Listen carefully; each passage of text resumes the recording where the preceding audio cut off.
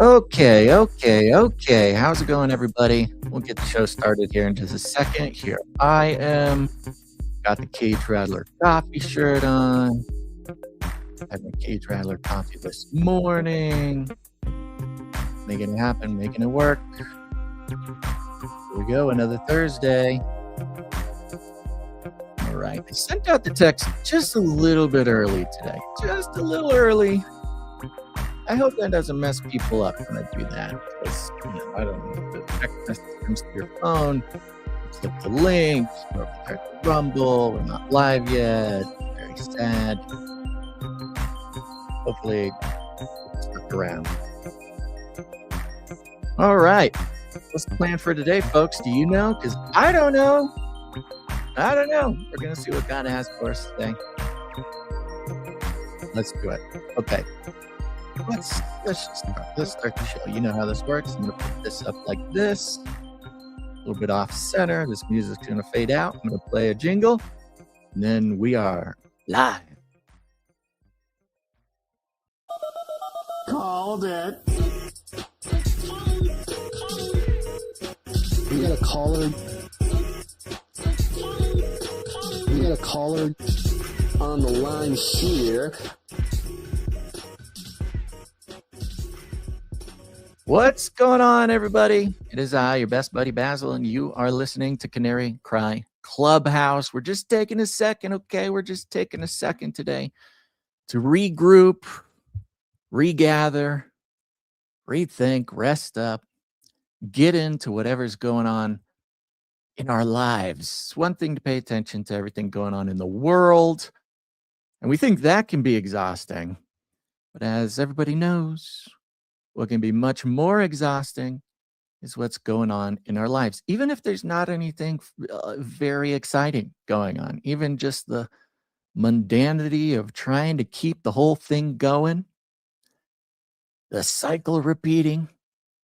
But how lucky are we? How lucky are we that we get to do it every day? Wake up, take a breath, and then make connections with people like this on this show.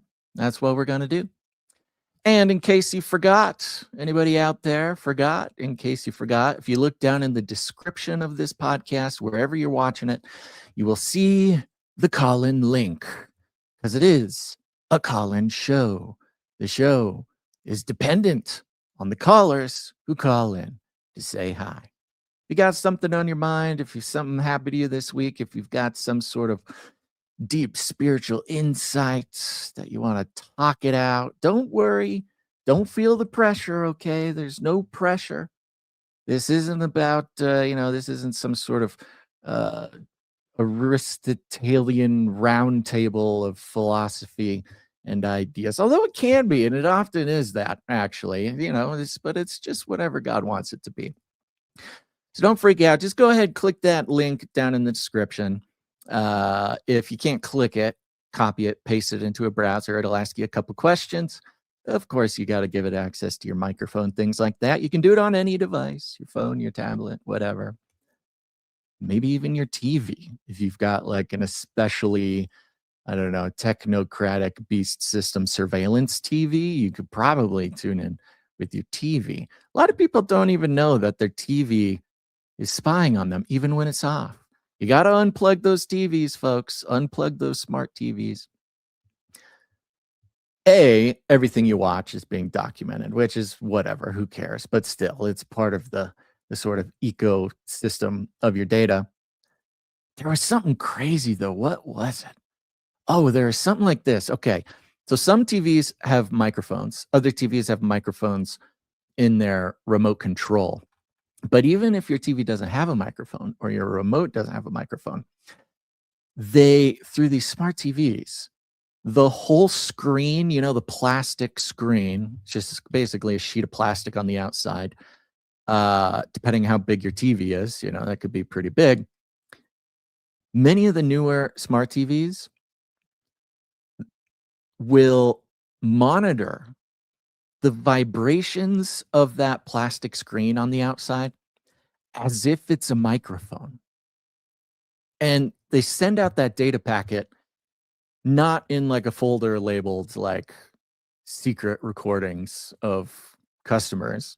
It's like sent out in the diagnostic, like the health of the TV information. And in the vibrations of that sheet of plastic, it can basically record any sounds going on in the room.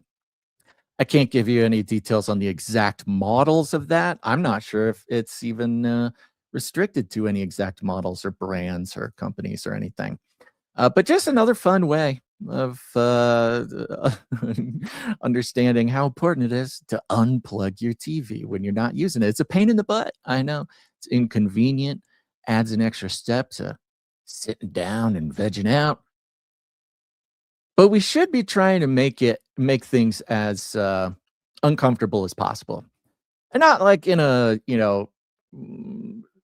stoicism maxing, Spartacus or Spartan training kind of internet trend kind of way, but just like the weapon of the enemy in this case, the weapon of the technocracy, the weapon of the beast system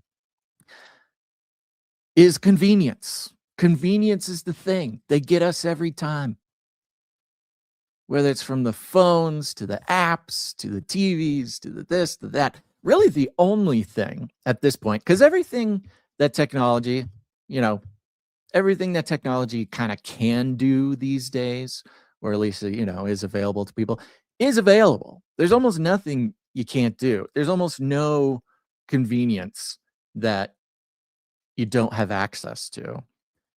And it's actually it's a big thing in kind of the tech nerd world. And that's why AI is such a big issue here. It's kind of a thing in the tech world that there's almost nothing new for someone. If somebody wants to do a startup, if they, want to start a company, if they want to invent things, as far as like the commercially available technology, they've pretty much accomplished everything that they're able to accomplish, made every convenience available to us as possible.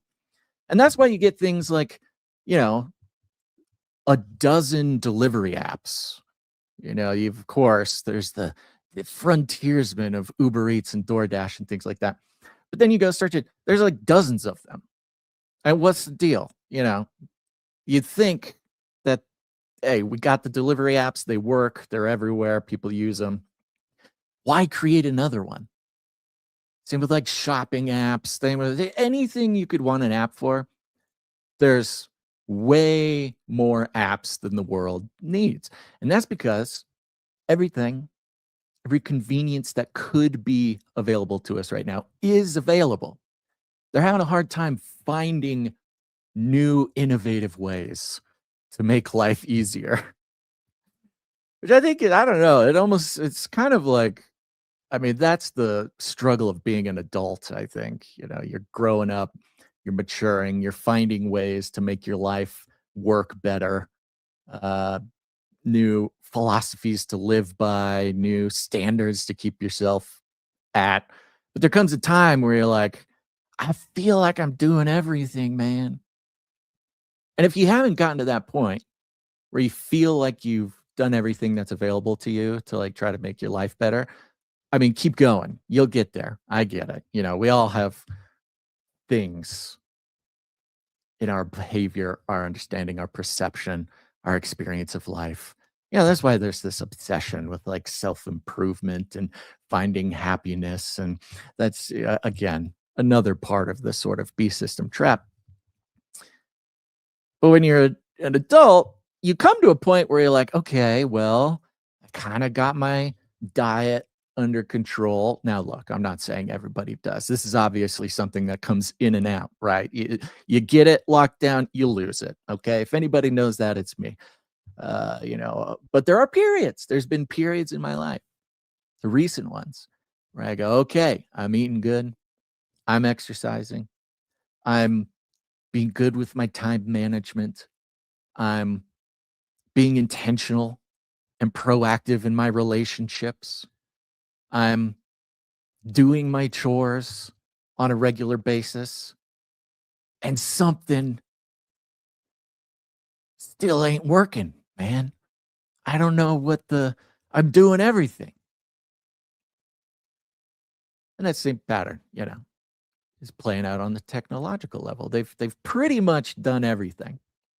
And the only thing that they can do more is try to make the things we already have access to more and more convenient, right? This app lets you order dinner and get it, get it delivered.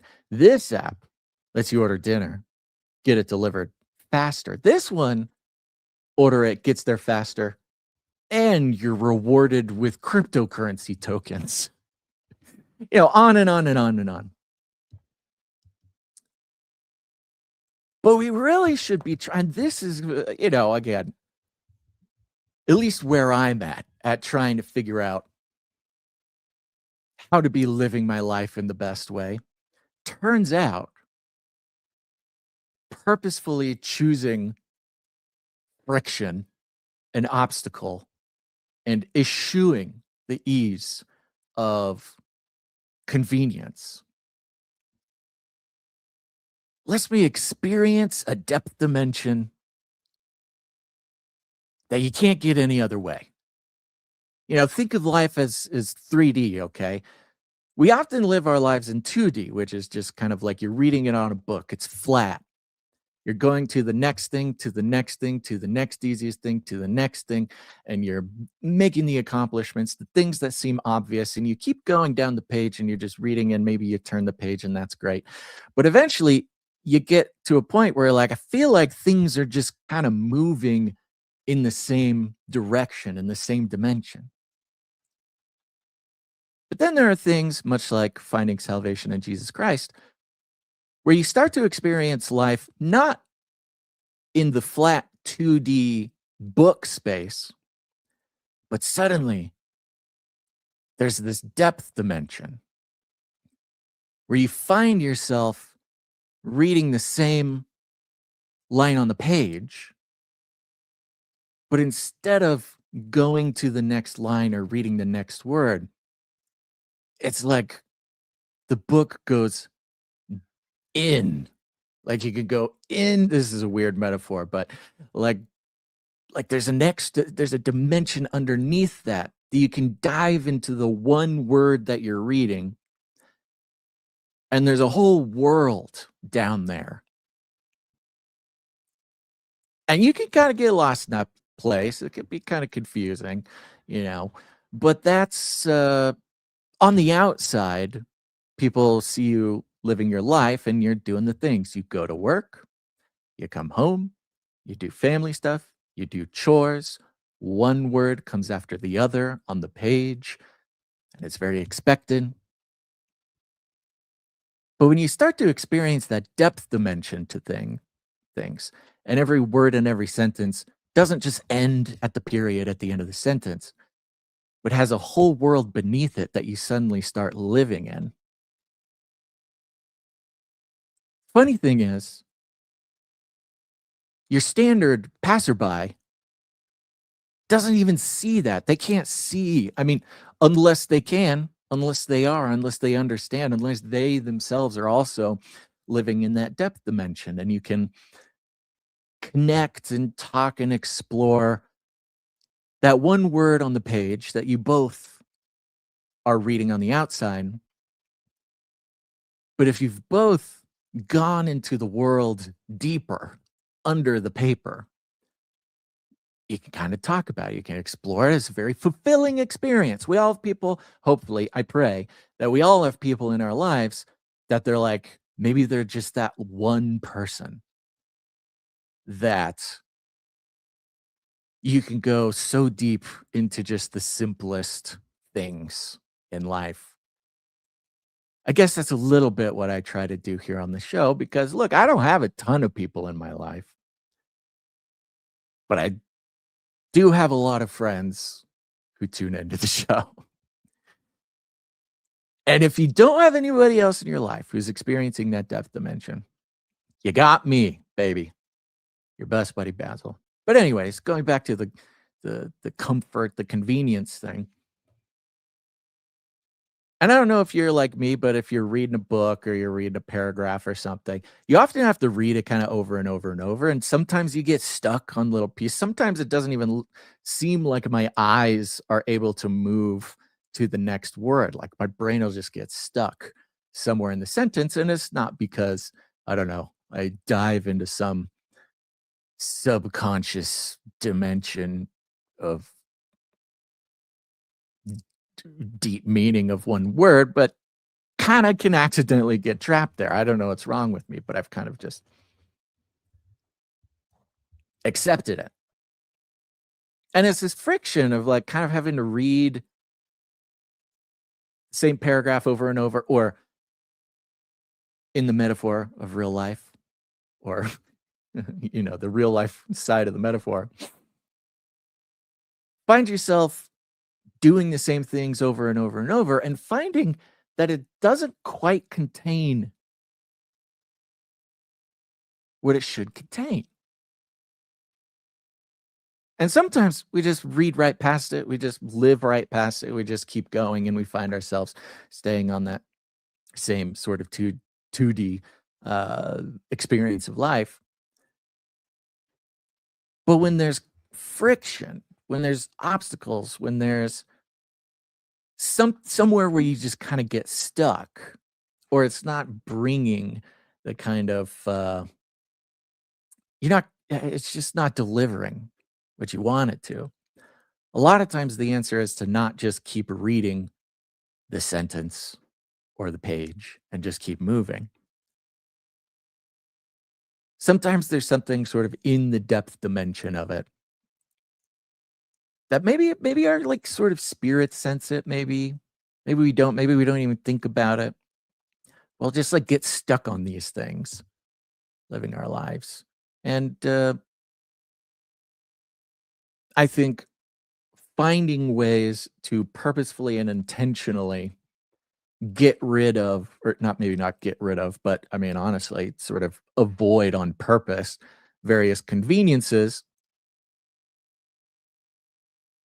in life with technology, whatever, kind of slow us down a little bit. So we're not just zooming through, going through the sort of pre-written words on the page, but it slows us down a little bit. If nothing else, maybe gives us a little extra time to make sure that we're actually doing what we want to do. And this could be something simple as like I don't save my credit card information on my phone. I used to, but I took it out of there because when my credit card information is saved on my phone or like in an app or something, it is way too fast and easy to spend money and buy stuff on a whim in the just second by second basis. And like many of you, I had it in there for a long time. And then I found myself spending way too much money I didn't need to spend on stuff that, like, for a split second, I thought I needed and I wanted. And they have that one touch purchase, one click purchase thing. And then boom, it's there. And honestly, I usually forgot about it until the package showed up. And then I was like, I don't need this. I have some like concealed carry sweatpants, which apparently I thought I really needed at some point. They were like $80, like $80 sweatpants. Because, hey, we're going to exercise the Second Amendment right. You want to be comfortable. And everybody knows regular sweatpants, not good for exercising your Second Amendment rights. And these concealed carry sweatpants show up in the mail. First of all, I had no idea what they are. I open them up. I'm like, these are really uncomfortable sweatpants. Who sent me these? And I remember and I go, okay. All right. Well, all right. I guess I have these now. Never worn them. Never worn them. Don't want to wear them. I'm sure you guys have plenty of things just like that. But so I took my credit card information out of my phone. And so now, if I ever want to buy something, I actually have to enter the information. I mean, it sounds funny. It's sounds funny to talk about it in the context of it being so inconvenient because we all remember the world not even that long ago, where the idea of even purchasing something on the internet was like so sketchy and so weird. Like, what do you mean I'm just sending my credit card information off to some random person or some random website? It doesn't seem like it should work. I remember when I was in college, that's like when uh, Amazon like kind of really like started. It was before it was normal to like order things online and before it was easy to do so.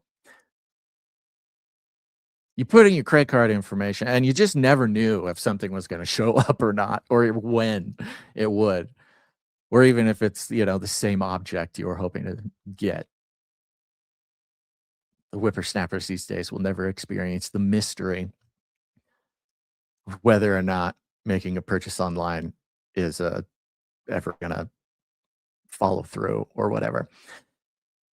So now, every time I want to buy something, I got to put in my information, got to get out the card, got to do this. And like with my card, it's such an old card that like all the stuff is rubbed off it. Like it's almost impossible to read the letters, almost impossible to read the number. And just as a practical matter, one great thing happened, which was I actually memorized my credit card information. Now, I don't know if that's normal for you guys or if you guys have done that, but the friction of having to do this thing over and over and over, which I didn't have to do, I just chose for other reasons to try to slow down my ability to purchase things, resulted in me doing it so often and putting so much energy that I actually memorized all of my credit card information, which, look, I'm not saying is some sort of life-changing skill, but I'll tell you what, it's pretty convenient. And more than anything, I'm kind of impressed. Kind of impressed with my ability to remember so many numbers. Of course, back in the day, old timers, we used to remember 7-digit phone numbers like it was nothing. Yeah, you could be a kid when you're like 5 or 6 years old and you suddenly get to, use the phone on your own, call your friends, whatever. That might have been a little early, actually. Could have been 7 or 8, 9, whatever. And somehow your tiny little brain, had like 10, 20 numbers memorized. No longer. No longer. I know one phone number and it's my phone number. But my credit card, I got that. And more than anything, I'm not saying this is some like self-help thing everybody should attempt to do, memorize your credit card number. I will say it's come in handy a few times. It's pretty convenient. I get the benefit of being pretty impressed with my own brain on this one particular topic. But now I have such a deeper experience of purchasing something with my credit card. And I know this sounds stupid, okay? This is kind of a stupid, lighthearted example, is what I'm giving you here. But it's now changed my experience of transacting something, of buying something on the internet. And as I've tried to pontificate about plenty of times before, we kind of get into the habit of, buying something or clicking purchase. It's just kind of like a boring, like we don't even think about it. We just do it. And it goes on and we go on about our day. But now just the experience of seeing something, deciding if I needed enough to actually put in my information to purchase it, then putting in my information from my own brain has just added this depth dimension of the whole process, because it's so easy for us to forget like just how spiritually relevant our transaction of money can be. The world has made spending money such a mindless, routine thing that we forget that it's a pretty highly spiritual thing. Everything in our lives is spiritual. And of course, whoever they are, want us to forget that. They don't want us thinking about spiritual things. They don't want us living in a sort of spiritual experience of everyday boring life. They don't want us having that depth dimension because that's dangerous.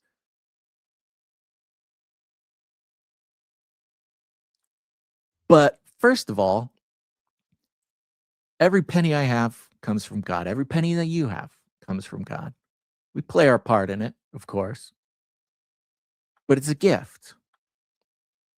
And in the Bible, we're called to be good stewards. We're called to be good stewards to our gifts. The parable of the talents, how you handle and steward the things God gives you, has incredible implications, spiritual implications. And especially in this fallen world that we live in, where money and transacting money is basically the world religion.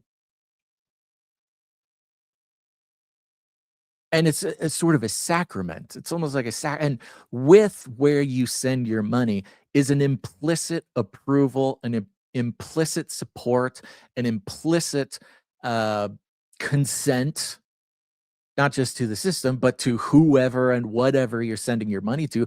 Most of the time, we don't even know who's receiving our money. We don't know if they're good guys, if they're bad guys. We don't know what goes on in their company. We don't know what they stand for. We don't know.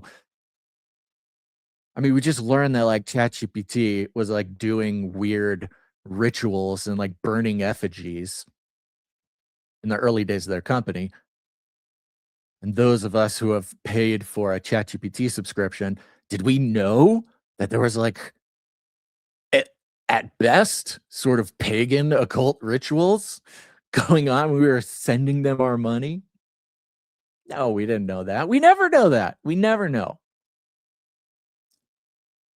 And you could just say, well, I don't want to know. I just want to keep going. I just want to keep moving. Just want to get to the next thing.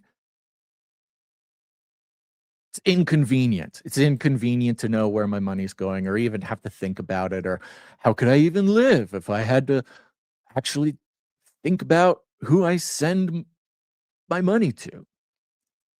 But there's like a spiritual consent that comes along with making purchases. And you know that because of the spiritual occult iconography on the dollar bill. It's literally like your trading cards. It's like occult spiritual trading cards. And you're not supposed to think about it. They don't want you to think about it. Because if suddenly you're considering every one of your monetary transactions as something with deep spiritual implications, there's a good chance you won't spend as much money. There's a good chance that you'll send money to other people, other companies. And they don't want that. They worked really hard to try to find a way to get you to participate spiritually in something without even understanding that. We see that, of course, across society in so many different ways. But just finding these little ways to add friction to our day. And it sounds insane. Because what do I come on here and complain about other times? I'll come on here and I'll just complain about how things are so hard and how everything has to be a struggle and how doing the laundry, it's like an endless Sisyphean task where once you roll the boulder up the hill, it rolls down the other side and you got to start over again. So I get it. This is part of the mystery of being alive. But once you not only start seeing the things you do and the friction between you and your automatic payment button, not only see the friction, but maybe even start to enjoy the friction, maybe create more friction. You start experiencing these as at a much deeper level. And I'll tell you what, a lot of us, a lot of us have lived a lot of life. We've gone a lot of places. We've done a lot of things. Some of us here might think to ourselves, wow, we've kind of done it all, haven't we? And here we are. And life is still just what it is. There are at least moments where it doesn't matter what we've accomplished, where we've been, how far we've traveled, what cool experiences we have. In between those things, we sit here and we go, huh, okay. So, I mean, it's still just this, huh? And that's sort of living life on the 2D book way. You read a lot of pages. You read a lot of pages, read a lot of books. And the only thing to do is just keep reading more, I guess. I guess time just continues forward, and I have no choice but to march forward with it.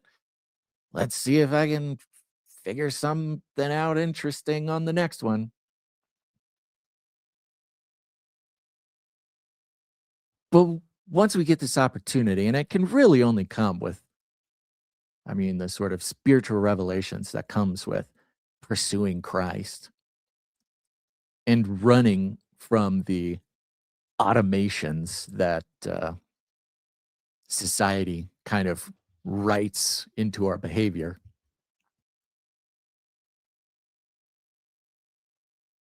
That you start to experience everything at a much deeper level, not even just a deeper level, on a whole new axis of dimension. You've been sort of experiencing life horizontally, like this, across the page. And maybe even like this on the y axis, reading line by line. But once God wakes us up, we have access. If we can be intentional and we make the choice, because we have to make the choice. Again, all the technology, all society, they're trying to smooth out our experience so we don't have to make so many choices. That we can do a lot more without thinking about a lot more. But once we sort of commit to turning our back on that programming and those conveniences and things like that, then we start to experience that book on a whole nother dimension, a dimension we didn't even know, a depth axis. Forget that what that one's called. Z. That's what it is. For you engineers out there. We live life on the X and Y axis, but then there's a whole other axis, Z. Those are just some things I've been dealing with.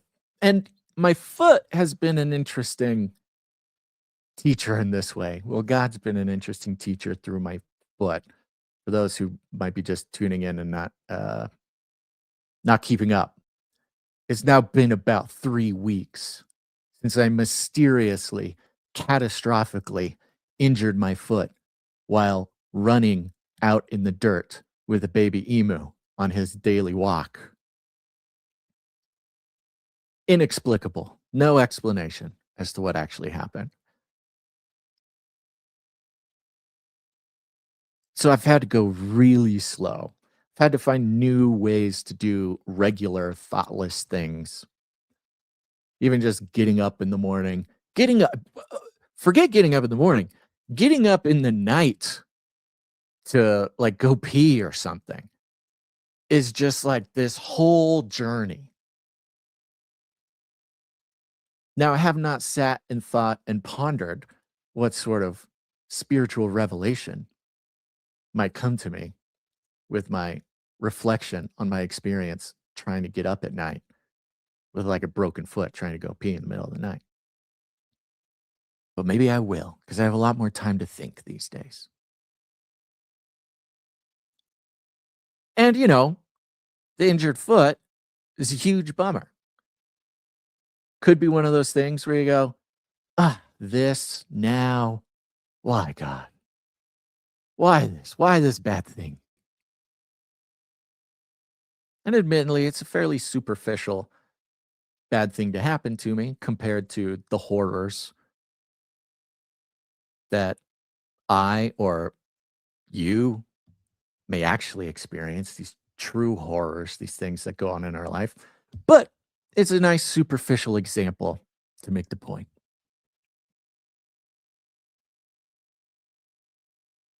It's all opportunity.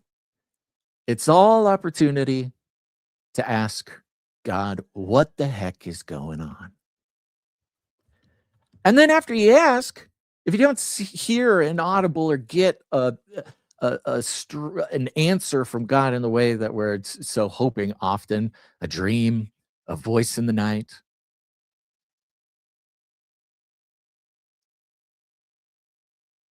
it's for us to, we just have to keep going.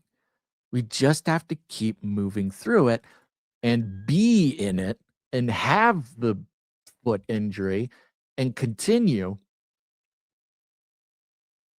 slowing down and let God orchestrate the lesson for us. It's always there. That's one of the things I love talking to you guys. I love talking to people. I love this aspect of being a pastor for so many years. And I guess maybe this is a little reflected in the last episode too. When people say, I'm just really trying to hear God. I want to hear his voice. I want him to speak to me. These sorts of things. And of course, I have all sorts of advice when it comes to that. But in the long and short of it is, if you want these things, if you want to hear from God, if you want to understand what's going on in your life and in the universe, essentially what you have to keep doing is just keep listening. Keep asking, of course, but just keep listening. Instead of going, okay, God, I want to hear your voice. I'm going to pray here for 20 minutes, and then I'll wait for another 10 minutes, and I'll wait to hear your voice. Half hour goes by, and you go, nuts. Didn't work. Didn't hear him. All right, I'll ask again tomorrow. No, the listening is constant. Your mind, especially if you're a believer, you're aligning yourself with the mind of Christ. Christ through you is doing and speaking and listening and operating on a spiritual level, whether you know it or not. It's going on in the background. And staying sensitive, wanting to stay sensitive, is one thing. Allowing yourself to be sensitive is another thing. And then remembering that that's always happening. Or it should be always happening. I mean, it is always happening. Whether you know it or not, all you have to do is be patient and keep letting that happen.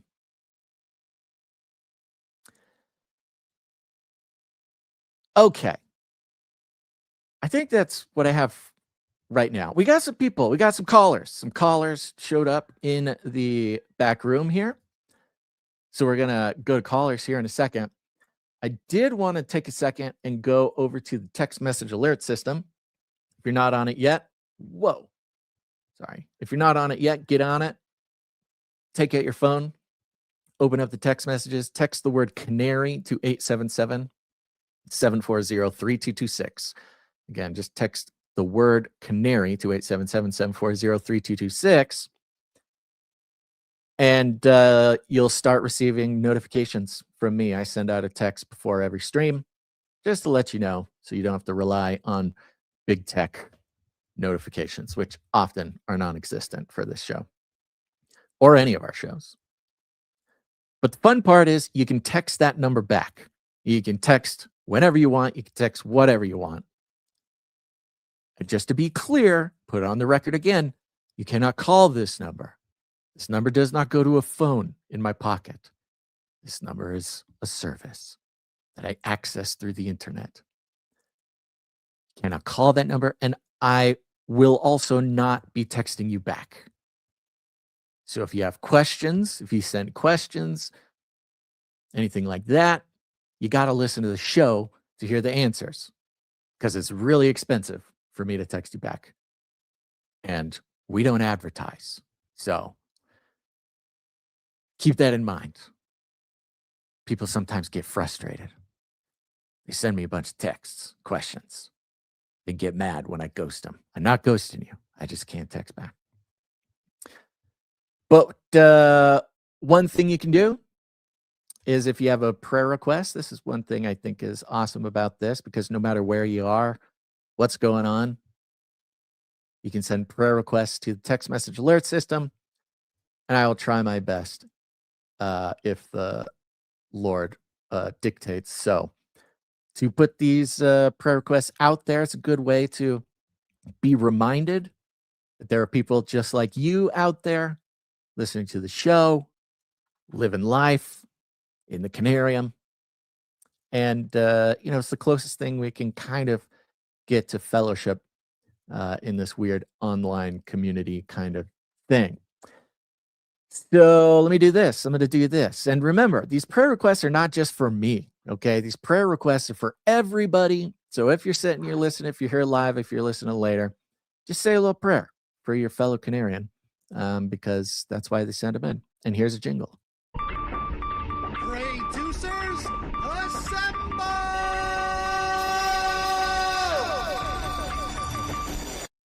706 texted today and said, "Hey, Gons and Basil, please ask for prayer from the Canarian community. I am leaving a 6-year toxic, ungodly relationship. God is working deeply on my heart and renewing my life and mind.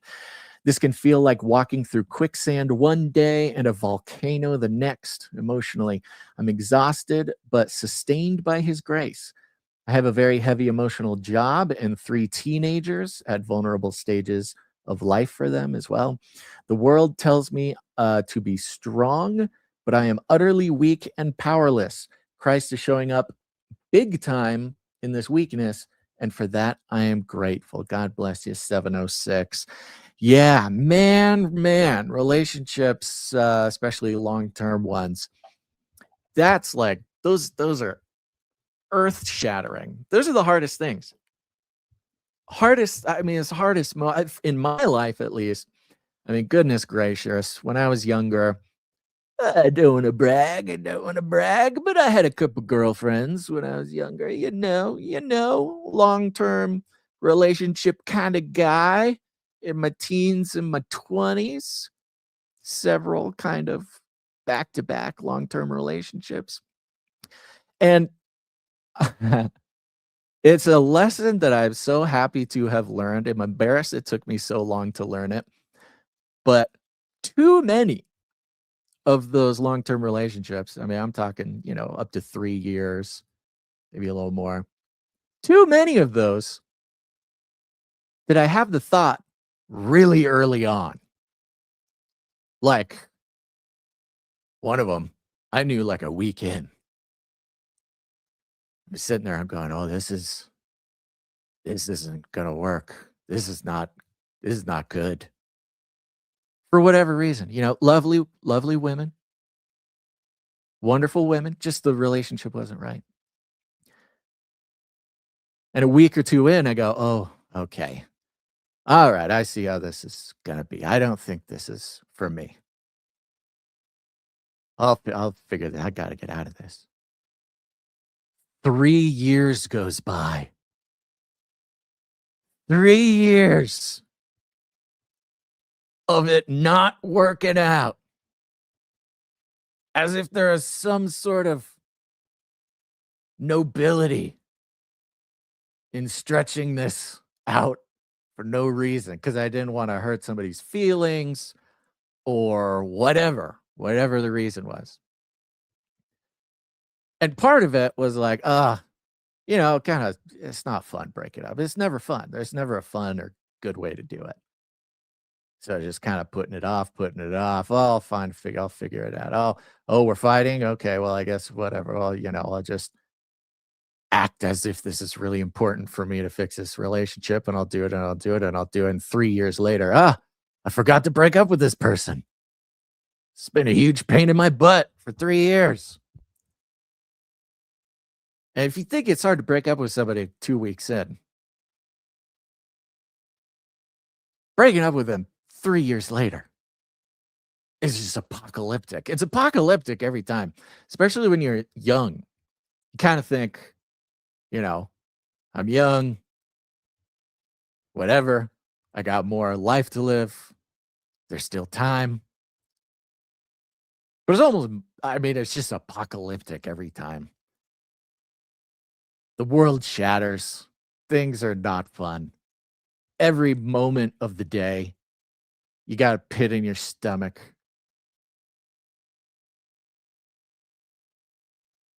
Feels like you're walking in quicksand and then volcanoes. And that's when you're a kid. Your teens and 20s. I don't know how old you are, 706. I don't know if I suspect it's not easier when you get older. Maybe different. Might be a different flavor of experience. Probably actually a lot more legal papers involved in things. But always a disaster. Always not very fun. But like any of these sort of negative things that we go through in life, it's a matter of time, matter of surrendering ourselves to God, trusting.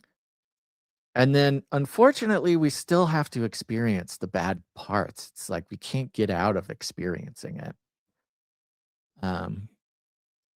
But there comes a day. There comes a day when you look back and your heart doesn't hurt anymore.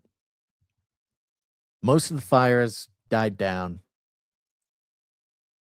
And you may not have noticed it at the time, but you look back and you see God working in it the whole time. But there's little moments that we can stop and try to get in tune with what God is doing in real time. Those can be just the little moments of comfort, the little moments of encouragement that help us get through. So we're praying for you, 706. Never a fun thing, even in situations where whatever. You get the point. Never a fun thing. We're praying for you. God, give 706 strength and comfort and a far-reaching vision to see further out from what's right in front of her. We can get so focused on whatever the next step is that it's hard to see that there's ever a time where we won't feel some way or that things won't be so scary. And often we got to remember that God promised to just light our very next step. He's holding that lamp out so we can see the next step. A lot of times we can't see off into the distance, but there's moments, just fleeting moments, where if God can show us out to the horizon where things don't look so bad, give us some encouragement. Keep going. God bless you, 706. Let's see here. 71716 says, thank you so much for everything. I always enjoyed listening to you over the years. Can I ask why Canary cry? I thought it was quantum financial system. Don't know if I think you're asking why the name Canary Cry.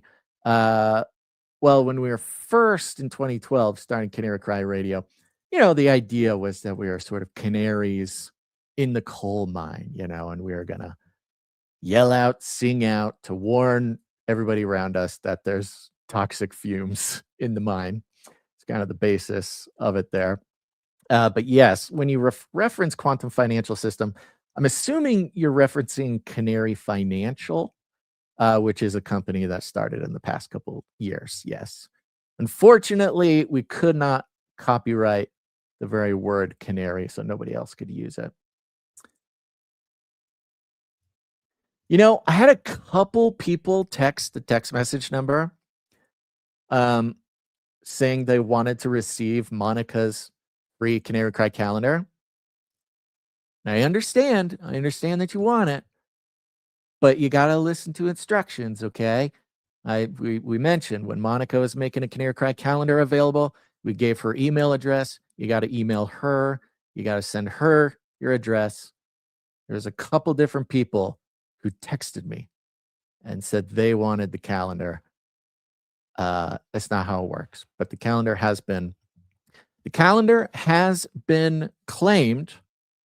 But if you want a Canary Cry calendar, you still can get it through the TOEF challenge. All you got to do is produce the show for the first time with your time, your talent, your treasure.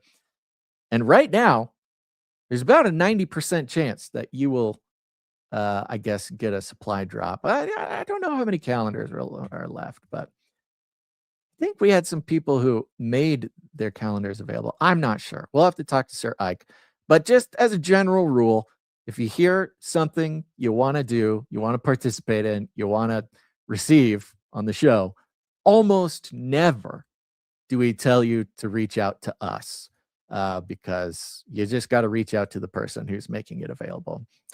We can't, it's a lot of pressure to be a sort of middleman between Canarians.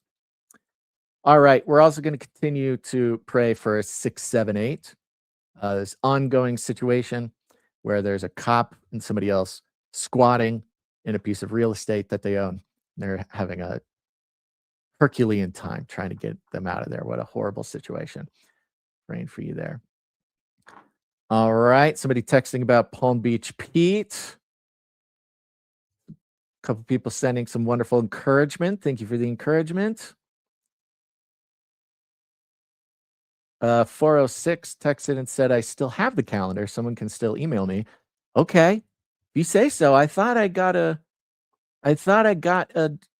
message from you, Monica, that the calendar was claimed. But Monica's telling me it's not claimed. So if you're listening, you want a free Canary Cry calendar, email naturallibertypodcast@gmail.com. Do not text me. Email naturallibertypodcast@gmail.com. That's how you get the calendar. All right. From here, let's take some callers. Okay, time for caller time. What are we, 53 minutes in? Okay, let's keep this going. Remember, I'm going to set just a little 10-minute timer back on my end here, and that's not a hard and fast rule, so don't feel too much pressure, but I will be running it in the background just to make sure that we don't get too caught up and other callers, get some time to call in. So here we go. Our first caller is right here. I'm going to put him on the stage. It is Sir Psalm 40. Sir Psalm 40, you're on the air, buddy. What's going on? Hey, how you doing, man? Hanging in there, making it happen. What's on your mind today? I have like two totally unrelated topics that I wanted to bring up. I haven't, the last time I called you, it was a few weeks ago, but I was going down like the historical origins of my hometown rabbit hole. Mm-hmm.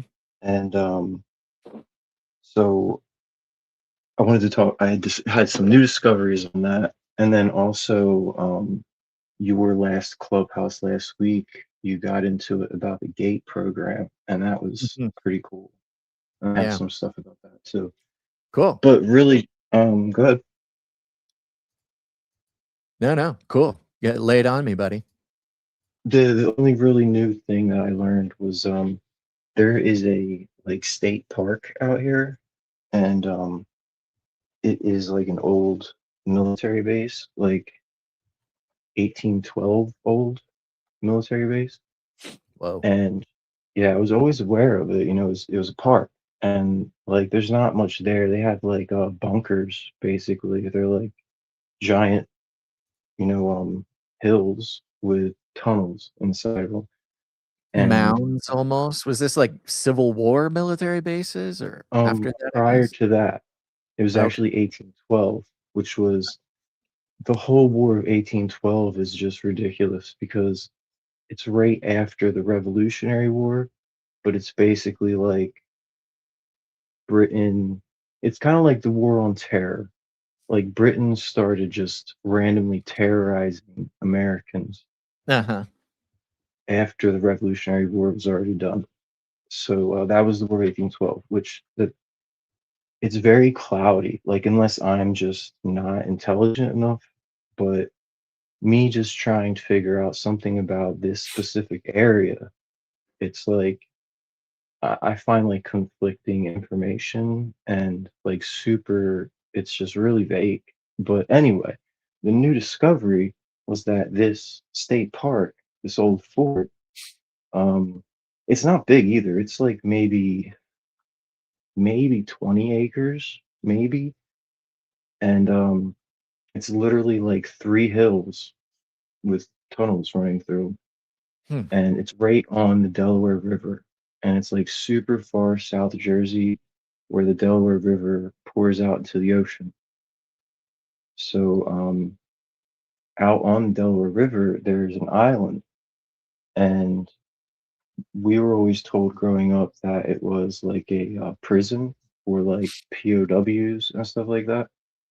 And that was like primarily the whole use of this base was like if they call it POWs, they would send them to New Jersey to this base in Delaware or whatever. Uh, Um, but this prison is actually a star fort, and I looked into the building of this quote unquote prison, and it was actually they don't really. I can assume that it was just already there and they found it, but like what the research actually says is that it wasn't like I can't find anything about an original build, but right in 1812 is when stuff starts coming out about renovations of this prison, and that's when this fort was built. Um, so if you look at it on Google Maps, it's only like it's like if you think of a pentagram pointing up, five-pointed star. It's like if you cut it in half, so the point pointing up and the point pointing to the left are gone, and we have 3 points. And then like they renovated it to a square, so they squared that missing gap huh. off, and that's how it looks today. Almost like And a little bit of a pentagon kind of shape, but half of the pentagon is 3 points of a star. right, yeah, like a rhombus, yeah, pentagon, something like that, yeah. Yeah, okay. But the reasons for these renovations, they're talking about building this fort, like these mound tunnels that's being all constructed in like wildlands. And but in the meantime, there is this they didn't even call it a prison. To be honest with you, I'm not sure what kind of terminology they used for the original purpose of the building on the island, the Star Fort. But the renovations also in 1812, there was a fire on this in this Star Fort building. Okay. Um, and because of the fire, they had to bust out some walls and just square it off. But that was those renovations were done before the rest of the fort, the mounds on the mainland, were even finished. So I just don't understand how the history really adds up. It's kind of cloudy the way I've been coming across it. Well, you're hot on the trail, man. You're hot on the Yeah, yeah, trail. it's I mean, super exciting.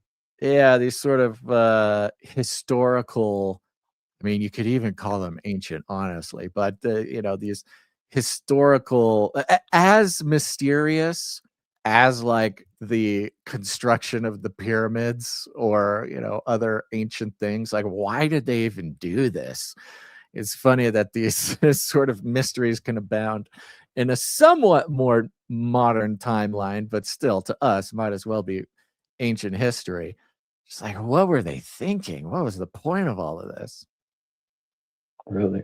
And the last time that I was talking to you about it, I kind of plugged in like the idea of the ancient mind, even just the 1700s, even up to the 1800s, like that common man and their mind compared to us today, the Right. way that different distractions, different amounts of distraction, different types of distractions or propaganda, however you want to phrase it, and Totally. like are different. I feel like back then, people, I would bet money, were much better problem solvers naturally.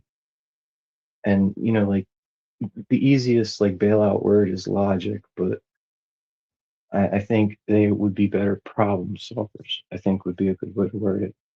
Yeah, that makes sense. I mean, also, I mean, of course, we kind of mentioned on the show past episode or so that you just nobody got any information at all. Like, we get more information, we read more stuff just sitting on Twitter today in one day than somebody back then would have in their entire life, and that's probably good for a lot of reasons. But I could also see, like, we think that our model of the world is at risk because of all the random sources of information that we could get.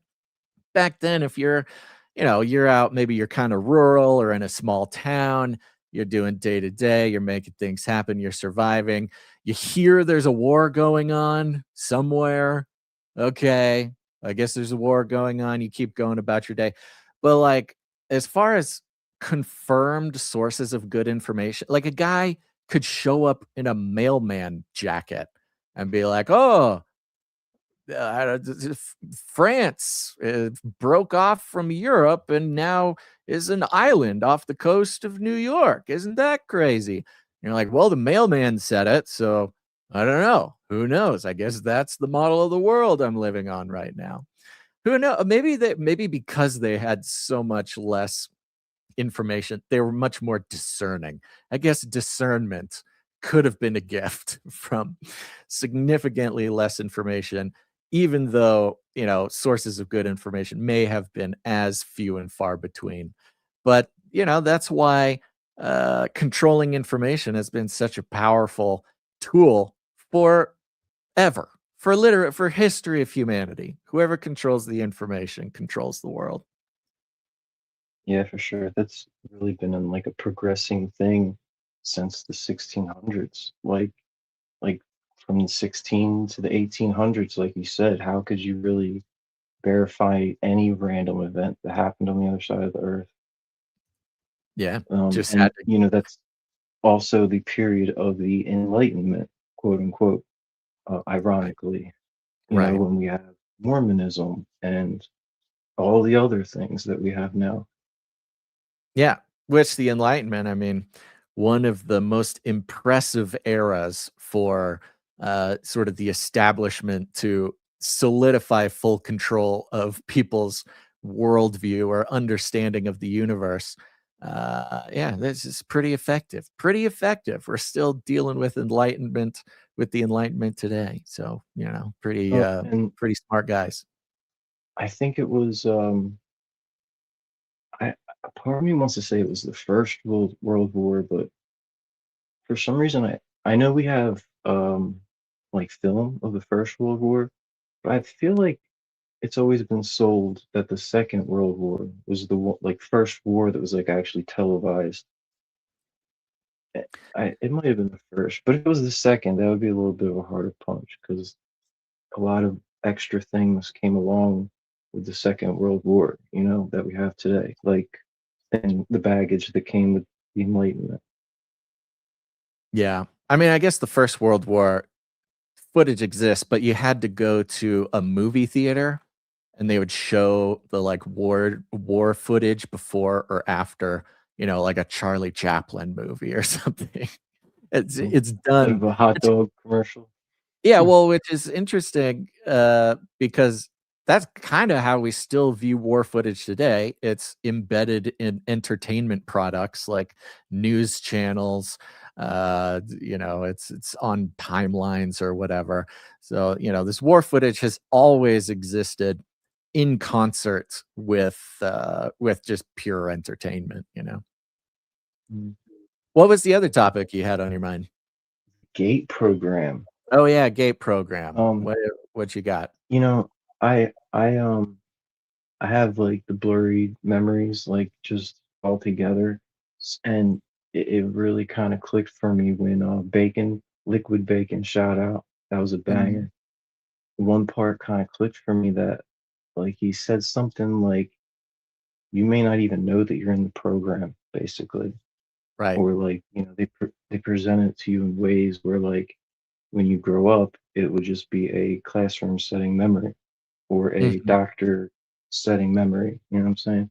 Yeah, right. So, yeah, I don't really know if I can't really confirm anything except that I do remember the hearing test, and about that, I remember more than just beeps. I remember like audible words that would be in Mhm. there, and I remember the drink and the card game, and I never had. I did have a lot of crazy dreams. That was another like ongoing part of my childhood. I don't know if it's connected at all, but there's no mall world stuff or nothing like that. But there was a couple reoccurring dreams I would have that aren't like anything I've heard before. And like they would just basically be in familiar settings, and like I would see Emerald City in the distance or something like Hmm. that. Or like, but that would be a reoccurring dream. Or reoccurring figures that I would see in my dream. But I do remember I heard someone mention like slides, like a shoots and ladders dream. Mhm. And I do remember that reminded me that I used to have dreams of a school like that. Like I remember being in like a school hallway with lockers. And this is when I was young, before I was in a school that had lockers, unless it was something I saw on TV, not sure. But there would be water slides. No, I don't think there was any water, but I feel like they were like tube slides. Hmm. Maybe not. Definitely slides though. Um, Yeah, I don't know if yeah, I heard much about the slide aspects of the dream. I mean, part of me is like, I feel like dreams are just so even my dream last night was just so insane. And I'm like, is that Mall World? Is that from that? It's got me like questioning every dream I have now. yeah, I don't have dreams at all anymore. Um, Mm, I'd say like literally in the past probably maybe almost 20 years, like the last 17 years, maybe like five, six, seven times where I will wake up from a rush of emotion, whether it be sadness or like somebody's in trouble, like anxiety, right. but I don't recall any images. I just get these surges of emotion, and I feel like I can feel it before I wake up. I have this emotion in my sleep, and like I'll like cry in my sleep, and that is what wakes me up, you know, Oh, interesting. Sounds like you have but some pretty powerful no experience imagery. down there. And even that has only happened like a handful of times. Hmm. But in comparison to like in my childhood, I that's probably like one of the best memories I have of my childhood is just all the different dreams that I would have. Yeah, that's so interesting. Yeah. Well, good news is, as far as all of us getting up to date on gate program stuff, I see we got Liquid Bacon in the back room here in the next couple callers. So we'll have an opportunity to get our gate program update coming up here. I do have to get my son ready for football anyway, but All if right. you have something to say to cap it off, No, I think you nailed it. I mean, I think that's it. I think there's a lot of people right now putting some energy towards thinking about their dreams or their lack of dreams or something like that. And it's in the Bible too. This interesting reference to sort of latter days. How what was it? Young men will see visions. Old men will have dream dreams, or maybe it's vice versa. I got to pull up the scripture. But also that when it comes to weird programs like MK Ultra and the Gate program, et cetera, the dream world has also been this thing that like weird secret government programs have worked really hard to have access to. And of course, we've monitored in recent years the dream advertising industry. It's kind of this like liminal space that's simultaneously invisible and hard to access for people, sometimes without, outside of their will, but at the same time, something that seems really precious and important to those who, want to do secret weird stuff. So it's always good to at least keep tabs on your dreams, whether you're having them or not, because I feel like being intentional on tracking that stuff is one good way, one sort of first line of defense to detect anything weird going on. So whether or not you want to have dreams or you do have dreams, Sir Psalm 40, I'll pray that the Lord speaks to you in or out or about those dreams when it's most helpful for His purposes, buddy. amen. I have a All real quick question. I guess I'm sure you're probably not even gonna know the answer, but a thought that I had, I'm gonna have to look into this myself. But does it say in the Bible Nebuchadnezzar and like Pharaoh with Joseph, all the bad guys that get dreams? Does it specifically say that they're sent by God?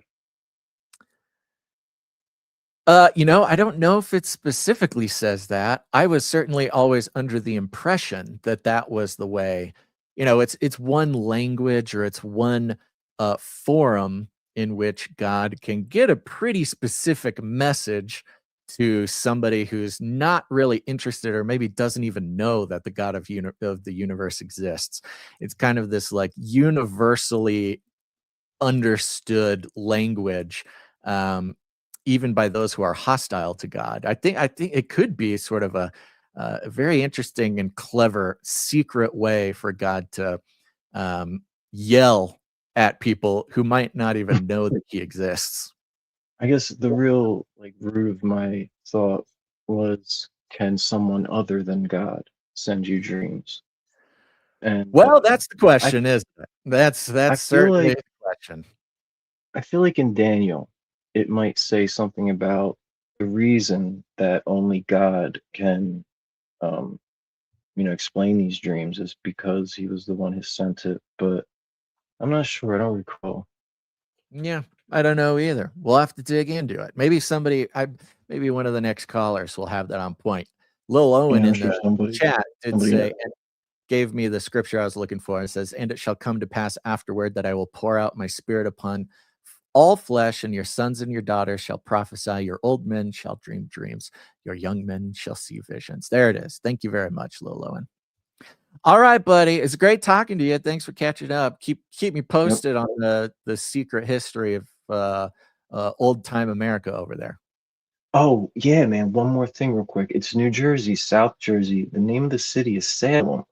The guy, the Quaker guy that I told you about that bought it from the Dutch, whether you remember or not, that's what happened. And he called it New Jerusalem, is what he actually called it. Hmm. And they call it Salem now, the city of Salem. And then I was thinking about, I'm not sure how Jersey was originally named, what that's supposed to mean. Because, obviously New Jersey and New York and like, New England, these are all named after the old ones. So Jersey and then Salem kind of sounds like Jersey Salem. Okay. So yeah, Sounds that's it. good. There you go. See you next time, buddy. All right, buddy. You take it easy, man. God Peace. bless. Yeah, I was just doing a quick little search here. This is just an article somebody evergrowingchristians.com looks like a blog. Somebody said, "Can the devil give you dreams? Biblical truth about spiritual dreams." It lists Genesis 37, Daniel 2, Matthew 1:20, Joel 2:28, which talks about the dreams either coming from God or being used for God's purposes. Then it says, "But here's the thing, while God gives dreams, the Bible also warns us about false dreams." Interesting. Jeremiah 23:25-27. "I have heard what the prophets said, and that prophesy lies in my name, saying, I have dreamed, which think to cause my people to forget my name." So God talking about false prophets telling people they had a dream and presenting it as if it came from God. Let's see here. 2 Corinthians 11:14 tells us that Satan himself transformed into an angel of light. In other words, he knows how to make something look holy when it's really not. That could include dreams. Okay, that's pretty loose theological analysis there. And it goes on. Yeah, okay. Yeah, I don't know. I don't know. I wouldn't assume that dreams are sort of immune from influence other than God. But certainly, as is the case in the waking world or the material world or the spiritual for that case, God has ultimate authority and is sovereign over everything. So if some force or some being had access to your dreams, it would only be because God chose to allow that. All right, we got another caller here sitting in the background, a return caller. We got the one, the only Mr. Sir David G. Sir David G, how you doing, buddy? You're on the air. Good. How about you? Hanging in there, just tripping out on dreams, man. I hear that. Yeah, I've had some pretty crazy dreams over the course of my life. Um, but your opening monologue really brought me back in time, to the days of the landline and the clear telephone with the lights that would light up every time the phone rang. You remember that one? Yeah. Yeah, right. You could see all the guts, the electronic guts. Very turn of the century. Very cool. And I remember the days where I memorized every single phone number because it was actually only 7 digits long before you had to start dialing the area code too. Good times. Right, right. Yeah, if you were in the area code of the number you were calling, you didn't have to Yes, add the area code. Things were so simple back then. correct. Yeah. Oh no, they were, man. It was very simple. Um, but it all kind of ties into, what I was calling about today. Do you recall I had called in before about certain states were passing legislation to for age verification at the operating system level. Do you recall that? Uh-huh. Yep, yep. Okay, well, 3 days ago, April 13th, the House presented HR 8250 called the Parents Decide Act. So basically, this is that same thing happening on a federal level. So now the federal government is proposing legislation, and it's bipartisan too. It was a Democrat from New Jersey. Let me see. Hopefully, I don't lose you here. I got it pulled up actually. Um, Josh Gottheimer from New Jersey, and it is being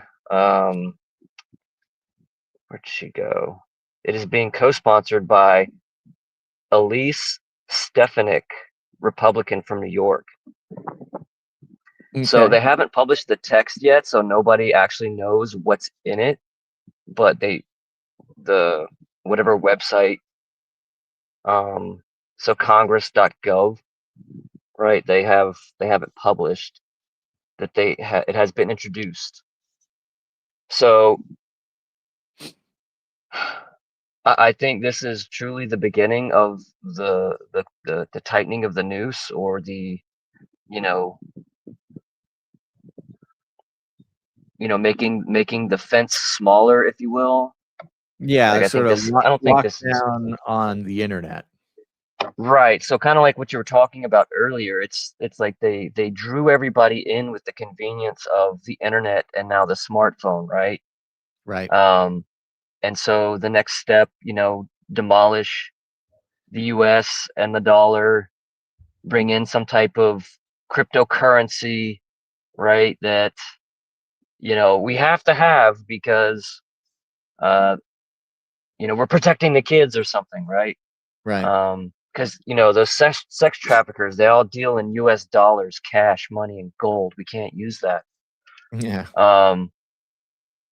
And so now you have you've got a lot of people on the open source side, like Linux and BSD and all that, who are resisting, right?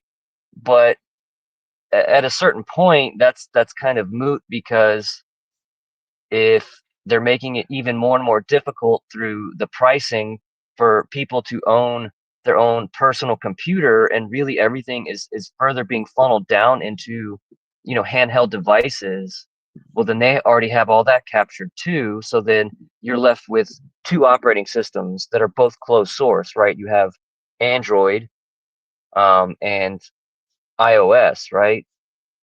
Or whatever they have on the iPhone. I don't know what that is. That iOS on the iPhone? Yeah, it's iOS. But you see where I'm going with this, right? Um, so it's just another step in that direction, and I'm at the point now, man, where I don't want to be a part of this system, but at the same time, I still have that like trepidation, like what am I going to do? I don't know if it's because I don't have a whole lot of faith where this area is concerned, but Yeah, there's a lot I don't of know. What are your thoughts? pushback. I mean, like everything, um, I mean, the convenience is really gonna be the thing, at least up until now, and I imagine for a little bit longer, even as these systems get put into place. There's simultaneously a very robust sort of community and movement against these things, if not on the sort of political policy level, uh, on the sort of hardware level. You got kind of these hacker types, you got these privacy companies, and the way that they, again, the way that they manufacture consent with these things is that they make it more convenient to consent. Meaning, I Right. think it could be forever and indefinitely, or it could just be for a period here where it will be avoidable. It'll just make everything much harder. If they get it on Yeah. the iOS operating system, you got to get rid of your iPhone. You're going to need to get some weird third party, open source phone. Okay. Well, that's your choice. How much do you want the iPhone? How much do you want the convenience of the iPhone, the quality of the iPhone, all that stuff? Because there are alternatives. There's alternatives now, and there's more alternatives that come out all the time. It's just a pain in the butt, because then you don't get even if the simplest thing, anybody who's sort of even started on trying to mitigate their data mining, stuff, even just turning Google off, access to Google data off on your phone or on your apps, like breaks a bunch of the apps. Like a lot of the apps, they rely on this consent to attach it to Google so that it even works, and it just won't work without it. So you either get to participate in the system, send all your data, play the game, or you just don't get it. If you want to order food, you got to call a restaurant. If you want to do so, I think without that option, and I think maybe there could be something sort of, part of the spiritual mechanics of the beast system in general, is that it sort of requires consent. um, at least the social engineering part of it sort of requires consent. And I think there will, if not always, at least for a good amount of time, still be a way to not consent to it. It'll just make things harder. And you'll get to live a life with more friction, more digital friction, more, I don't know, passwords, not as much, fingerprint logins, not as much this, not as much access. Maybe you don't get to still be on Facebook without your digital ID. Well, you can get a weird phone and you cannot use, like, we still have these choices. And I think we're going to have these choices for quite some time still. But it's just going to make it harder and harder. And so our decision to make is, hey, how badly, how important are these things to my life? Can I live without them? Of course, we don't want to live without them. Our natural humanity wants things to be easy. We want access to everything everybody else gets. These are the things. But like any prepper or any homesteader or any, privacy nut or anybody can tell you, there's gonna be a way around it, or at least a way to revoke your consent or not get it. Your life will look different. Your interaction with the internet will Hmm. look different. And it's the hard choice to make. I mean, it's very similar to like following Jesus.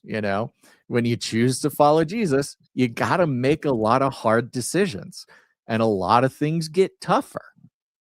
Obviously, a lot of things in the end end up going much better for you, but your life can't look the same after you start following Jesus. And if it does, then what's even going on? What have you actually done? You're giving your consent. If you want to get real deep into it, how often do we give the devil consent to mess with us? How often do we participate in our own sabotage by dark spiritual forces? We do it all the time. And it's only when we really get down and dirty and get serious about our lifestyle and the things in our lives that are, compromising our consent to what this dark world has for us. And again, I'm often these days choosing to stay optimistic, but I'm also trying to remember history. And for a long time, at least ever since 2012 when we started podcasting, the problem of internet autonomy, problem of internet surveillance, problem of internet identity has been going ever since. And there's always been some sort of way to revoke consent and participation. It just kind of makes things harder and takes longer. And maybe you don't get to participate in the thing everybody else gets to participate in. That's me choosing to be optimistic, but I feel good about that understanding. I mean, I like it. I'm already off uh, social media. I Mhm, have my phone. I don't have any Google Play services on it whatsoever. I mhm. run a completely different version of Android. So that means I'm also limited in yes, you're right, what I can install. However, that also, like you were saying, it limits my choices. So therefore, I have to really consider what do I need, what is actually useful, and what is just a distraction. And so, based even on mobile, I still do everything through a browser. Yeah. Um, Yeah, that's a so great way to do it. if that service doesn't offer, any type of mobile browser compatibilities, and obviously I don't really need to use that service. Um, and I'm not trying to create any kind of hysteria about it. I'm just, No, highlighting no. here we Yeah. go. First it started with the states and now the federal government. And you're right 100% that it's likely that it's not going to be impossible, but it will make your life that much more difficult.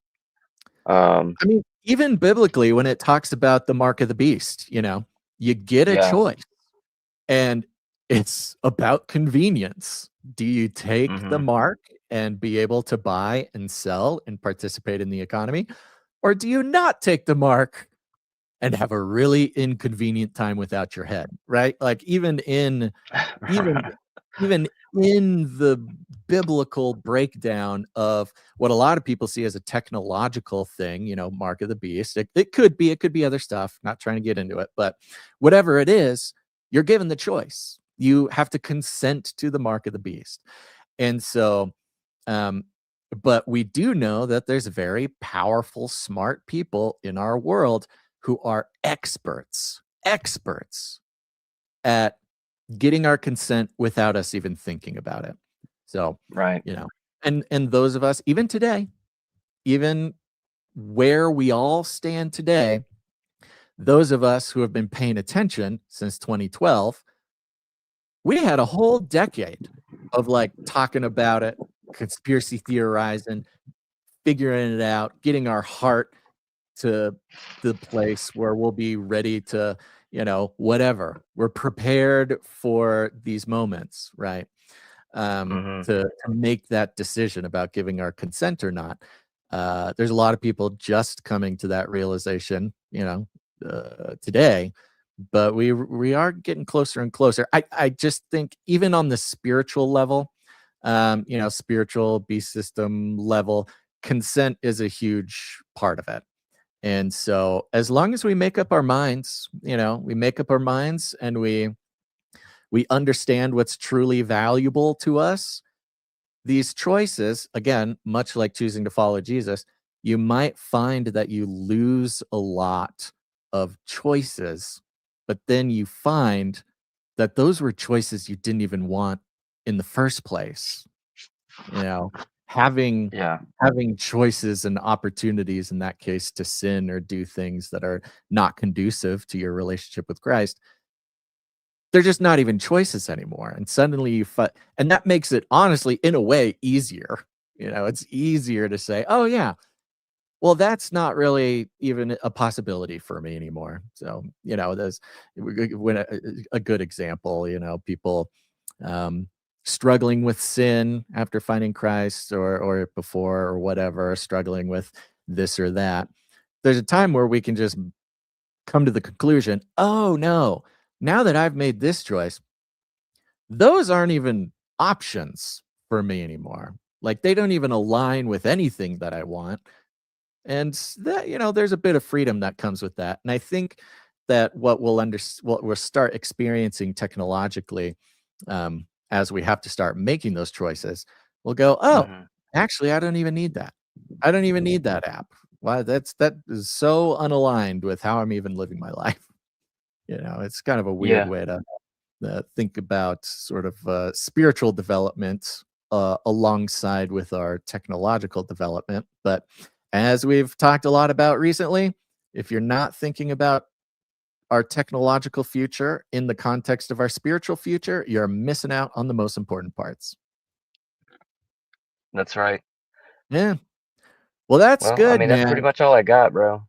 Yeah, no, that's great. That's great. Thanks for calling in, buddy. It's always a pleasure to talk to you. And always, I mean, goodness gracious, that's going to be some of the most important decisions that people are going to be experiencing. Who knows? Could be the next couple of years, could be a little longer, Yeah. but it certainly is inevitable. So thanks for bringing it Well, to the show, buddy.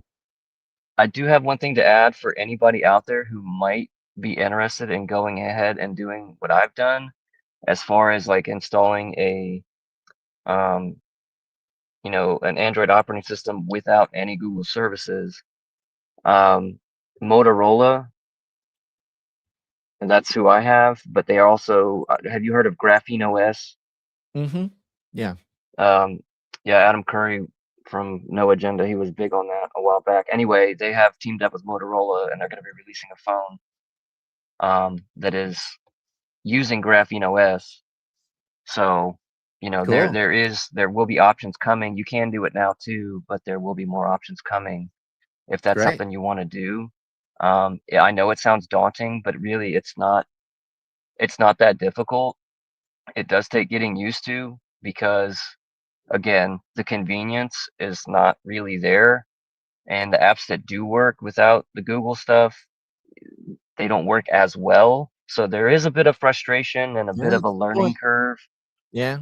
but That's the point for sure. And yeah, like you said in my sort of opening to the show there, once we start having a little bit more, once you figure it out and you create huge technological friction because of your denying consent to the beast system, you're going to start experiencing a depth of experience and understanding of life simply because going on the internet and using the phone and being in the beast system is going to be so inconvenient that you'll Yes. you'll have no choice but to experience the rest of life on a deeper level. So And you'll be it's interesting rewarded. too, because you have to tell everybody when they, oh, do you have WhatsApp? No. Do you have this? No. Yeah. Do you have that? No. And it's just a constantly, well, how do we handle this situation? You don't have any of those apps. I'm like, we're talking right now. Like, if Yeah. do I really need to be in a voice chat? So Mhm. anyway, There you go. it Yeah, is difficult, but it is possible. thanks for calling in. Thanks for giving everybody your encouragement here. Hope to talk to you again soon. For sure, man. Y'all take care. God bless. You bet. Bye. Okie dokie. Love it. I know. These are hard decisions. It's kind of funny to consider that like a hard decision. Like, do I use apps? Do I really need to be on this social media or be on the internet at all? It sounds sort of trite, sounds sort of unimportant, but it isn't. If you really think about it, it's going to be kind of the most, if nothing else, they might be the most important decision that affects your experience of day-to-day life. Imagine if you didn't have social media. Like, how much of your day would you get back if you didn't have social media? Imagine you didn't have whatever it is, this or that. How much more would you have to do to experience your life? How different? I can tell you, especially with my broken foot, if I didn't have social media, I would have a lot of time on my hands. And what would I do at that time? I'm not really sure.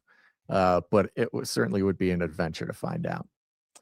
Okay, let's see. We got another caller. Oh, that's great. Okay, we got Liquid Bacon in there. Hold tight, Liquid Bacon. We got Sir James calling in. Glad you called back in, Sir James. Let's bring Sir James up on the thing here. There you are. You're on the air, Sir James. Hello. Uh-oh. Can you hear me, Sir James? Can you see yourself on the screen? You might have me on hold. All right. I'm going to give Sir James a second. I'm hearing, it sounds like I'm in your pocket, Sir James. What's going on? Okay. I'm going to bring you down off the stage. I'll let you come back and we'll talk to you again. This is a bummer. Sir James called last episode, was like 4 hours long. And by 3 hours, 45 minutes, my foot was hurting, my brain was itching. It was just tough. And Sir James called in at the end of the show. So I want to make sure to be able to talk to him today. Let's bring on Liquid Bacon. Liquid Bacon time. What's going on, Liquid Bacon? How are you, buddy? Hey, how are you? I'm doing good. Good, good. Thanks for calling in. Yeah, thanks for having me. You bet. What's on your mind today? Crap, I don't even know. It's all over the place. Yeah, I get it. Let me see. Yeah, no, it's a crazy shame because I thought you were gonna have this show tomorrow, and what's funny is that I guess the level of preparedness to do all the things I wanted to do or say or whatever right now is probably a byproduct of being in the GATE program. Right. Because before I was in it, I was like such a healthy kid, Mhm. and was able to do everything very, very well, which is probably one of the reasons why I was able to score so high and be able to do very, very high complex things. But then when you put a timeline to it, I like completely like disintegrate. And so I'm really glad that I was able to scratch up a few things that I wanted to share, but hopefully I'll be able to share all those things. But yeah, I'm really glad that there's always next episode, buddy. We'll make it through what we can make it through here. It's all good. Yeah. I was really glad that Psalms 40 or Psalms 40 was able to benefit from some of the things I had to share, or whatever, Yeah. connecting dots and all that. I'm really trying to figure out what sort of things to bring up. I think I wanted to start with a question, like since we talked, because what's funny is I'm still on the mode of I'm more interested in picking your brain. Sure. And Yeah, so no that's problem. cool. Yeah, and so since then, was there any sort of like connections that you've made? I think you mentioned earlier in the show something about dreams or anything. I'm not sure that about the program, or has there been any memories that popped up that were interesting? Well, there's interesting. You had mentioned the mall world thing, and that's something I Hmm. hadn't really been um, caught up on. But the way you describe it, it does remind me of something that comes up a lot in dreams. But it's almost like it seems so built in that it's just like kind of a part of the structure of dreams. And I didn't really, to be honest, I didn't do like any more research on mall world or anything. Yeah. Um, but I had a weird dream last night. It was actually a dream that I've had before. And the dream goes like this. I'm down in Florida and I'm gonna take like a chartered fishing trip, like out on somebody's boat. And, I'll have somebody with me and we get on the boat and the boat says, "Oh, we need to go buy this license. We need to go buy this license so we can whatever, go fish or go out on the water." And so on the boat, we drive over to like this really big port, this really big harbor that has like thousands of boats parked on like hundreds of docks. And the captain of the boat says, "Okay, give me a second. I'll talk to the tower or the administrator. I'll get the license. Um, there you can go if you need anything. You can go over there." And there's like this complex, kind of like a gas station slash, shop where didn't if you didn't bring your swim trunks, like you can buy swim trunks there, stuff like that. And in both of these times I had this dream, we get to the dock, the captain says, "Okay, I gotta go get the license, be back here in 20 minutes or whatever." And I go, and I realized, "Ah, shoot, I didn't bring my swim trunks. I can't believe I'm going fishing. I gotta go buy some swim trunks." So I go to this complex, which is, kind of just like a gas station kind of thing. Um, and I go in there and it's big, it's a big shopping area, not like a mall, but it's like a big retail space with swim trunks and snorkels and surfboards and, everything you'd get at sort of a beach hut kind of retail space. And I go in Hmm. there and, I'm walking around, I find some shorts. And then in there, there's also a hot dog store, and you walk over to the hot dog store. And then there's also an ice cream store. So you go walk over to, and these are all kind of like different businesses. And it's kind of, it's not laid out like a normal mall, but it did Yeah. remind me of what you said about mall worlds. And it's like this gas station is kind of a big mall, filled with You multiple went to different. Bucky's? No, sorry, It no. was like a Buc-ee's. No. It was kinda like a Buc-ee's. And it happened the same way both times is after I buy my swim trunks and me and the person I'm with, we are carrying our bags, like we have our beach Hmm. bags or whatever, and I buy the swim trunks, I walk around, I kinda see the different stores or rest stuff that's in there, and both dreams, we set our bags down for a second to whatever, look at something or buy a hot dog, and 2 guys walk up and steal our bags, and they run out the door. And I go, "Oh my gosh, I came out here to get the swim trunks. I need the bag. I can't believe somebody just in the light of day walked in, stole my bag, ran out the back door." And in both dreams, I run out the back door, and after running around a little bit, and as I'm running around, I'm seeing more different spaces. The mall's kind of getting bigger as I'm Yeah, running yeah, around yeah. these thieves. And eventually I catch up with the thieves and I put the main thief who stole my bag into like a chokehold. And I'm like holding him, and he's kind of like passing out, but coming back, but passing out. Heck yeah. And then it turns into this like kind of long process of keeping this guy in a chokehold and waiting for the cops to come, and like trying to keep him in a chokehold, but he keeps passing out. And I'm like, oh, I don't want to kill him. Okay, I'll lay off a little bit. But then he comes to and he starts like fighting me, so I like have to choke him out again. Yeah, and it's just that for like the rest of the dream. It's like it feels like days of me on the ground choke holding this guy, like struggling with trying to keep him alive, but also, keep him here until the cops can show up. So, I don't know what's going on with that dream, but I've had it almost identically twice. And when I woke up this morning, what occurred to me after, geez, that's a weird dream to have twice, was like, oh, Yeah. maybe that's kind of the mall world kind of vibe, where you're in this complex and the complex just seems to kind of go on forever the more you explore it. Yeah. Like, That's definitely the feel of it all. Yeah. So I don't know. I don't know if it's connected. And I would be not pessimistic, but I would be I would say like, well, maybe you put mall world in my head last week, and so my brain took this mall world thing and I had a dream about it because it was in there. Yeah. But because I've had the exact same dream before, like, the last year or two, I can kind of like rule out that you put it in my head or something, because I'm like, oh, I've had this kind of thing. Yeah.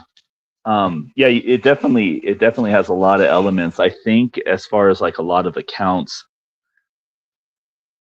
with a lot of the scenery of like however big the range of this liminal space is for whatever, and Right. if it's a shared big grand one, or if it's just a whole bunch of connected compartmentalized whatever in the world, there is a lot of these structures that are next to an ocean.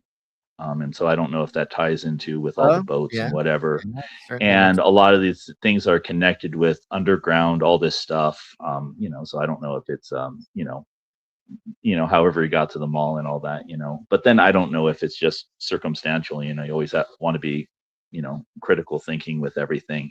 My question with it, because with a lot of accounts with it, especially amongst gate kids, is what was the level of lucidity that you had in the dream? Because when going through, I'm not going through as Yeah. if, well, some people, I guess, somehow can go in there by choice, or however that goes, if I that's mean, however that goes. But pretty lucid. I can't say that it okay. was like a lucid dream, Yeah. but it felt like I was participating in it, not sort of Yeah. experiencing as it's happening to me. Like I felt like I was actually making the choices. I was running through the logic of, do I Yeah. chase this guy? What, it was very cerebral in that way, in that I was really participating in it. When sometimes, you're having a dream and you're just kind of watching stuff happen and it Yeah. feels outside of your control. Everything I did felt like I was making the choice to do it, whether that's sort of an illusion or not, who knows, but Yeah. definitely felt that way. Yeah. There is a movie coming out called Backrooms, and I I don't might know have much heard of it. about it. I think the movie kind of spawned out of like a 4chan kind of thread or discussion or something.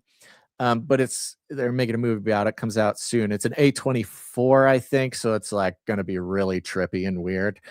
And from what I can tell, what I've read and from the trailers, is that is kind of based on this kind of dream space where you can feel like you go to the same places or the same rooms, either in many Mhm. dreams or in the same dream.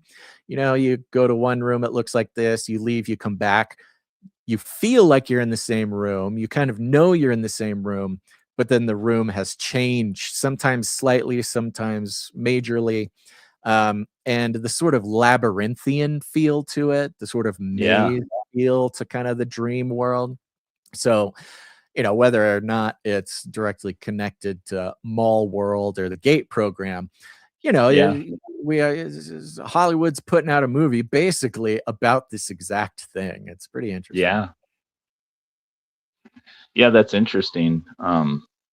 It'll probably be reminiscent of what people experiencing this stuff probably Yeah. would experience and everything, at least from a little bit I saw of it. Yeah, maybe it's Yeah, like a gate program, like trigger, piece of media or something. that would suck. Kicks off the Black Awakening. No, it's funny. Right. No. Let me see. Yeah, no. So it was basically in the daytime, right? With Mall World or your Uh-huh. dream, sorry. Oh, mine. Yeah, mine was in the daytime. Yeah, because with people who've been through Mall World, quote unquote, and everything, that usually I guess what's common is that they usually go through the mall and it's like dingy and dilapidated and all that other stuff. And if there were people around, they'd be like hardly discernible, kind of like these not wraiths, but just like shadow people just walking around, Right. just filling the Right. empty space, Yeah. or some of them go through it and it's in the daytime and then there's a lot of people, they might be more discernible, but you can't really just make out. They're still, just can't really discern them. They're just people and things just going through blurry NPC like kind of thing. And then some people say that like they go into a shop and then they start, working in the shop and, you know, um, taking payments from customers or whatever, Right. but It's it's, interesting. As you're saying yeah, that, I'm trying to think like, okay, did I see people? There's definitely people around.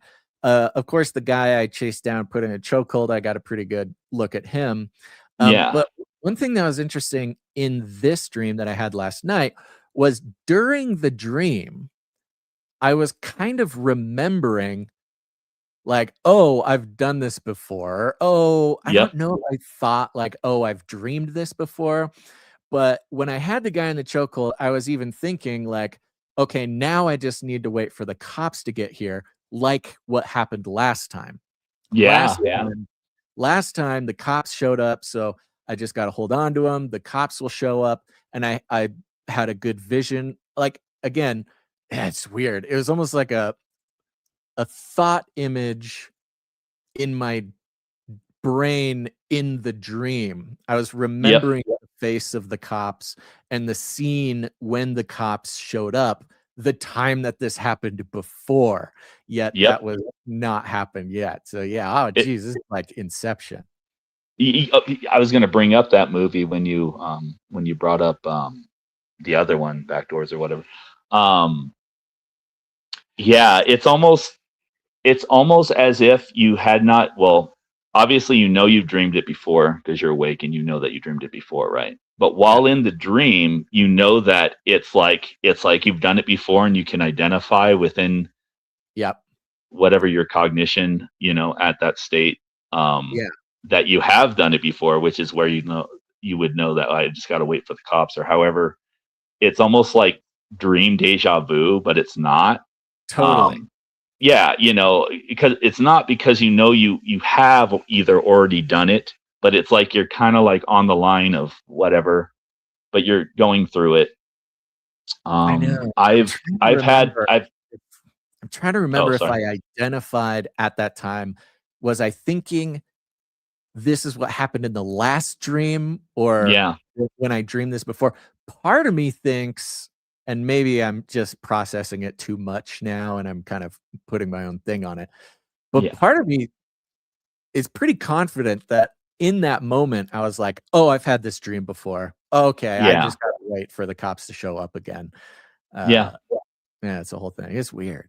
Okay, Yeah, sorry, I've done that. I've done that a lot in my dreams as well, whether Mall World or anything even related or whatever. So I don't. I don't really know like a name for that kind of phenomenon or whatever. Yeah. I'm It sure. almost like gives and I know this has happened before. And when it happens, it kind of gives me confidence a little bit of like, oh, I know what to do now. Like Yeah. I know how this goes, you know. So I'm like, I suddenly gain this sort of confidence operating in whatever narrative and space is going on. So it's actually kind of useful, you know, whether it soothes some anxiety or just tells me what to do next or something like that. Yeah, it's something. Yeah, it's weird, man. That is weird. It makes me wonder. Yeah. It was brought up earlier. You know, the dreams of the various characters in the Bible who had dreams, and you know, the wicked kings who had dreams that came in and were interpreted by prophets and stuff. Like, Yeah. because I think who was it? Was it Nebuchadnezzar? I was thinking him for It's one either example. Nebuchadnezzar or Nimrod, one of those guys, one of those evil kings. It says he had a repeated dream. I think the dream of the statue of him in various materials, I Hmm. believe that it mentions that that was a recurring dream for him. Uh, Yeah. He had the yeah, one where there was like sickly cows and then like right. fat cows.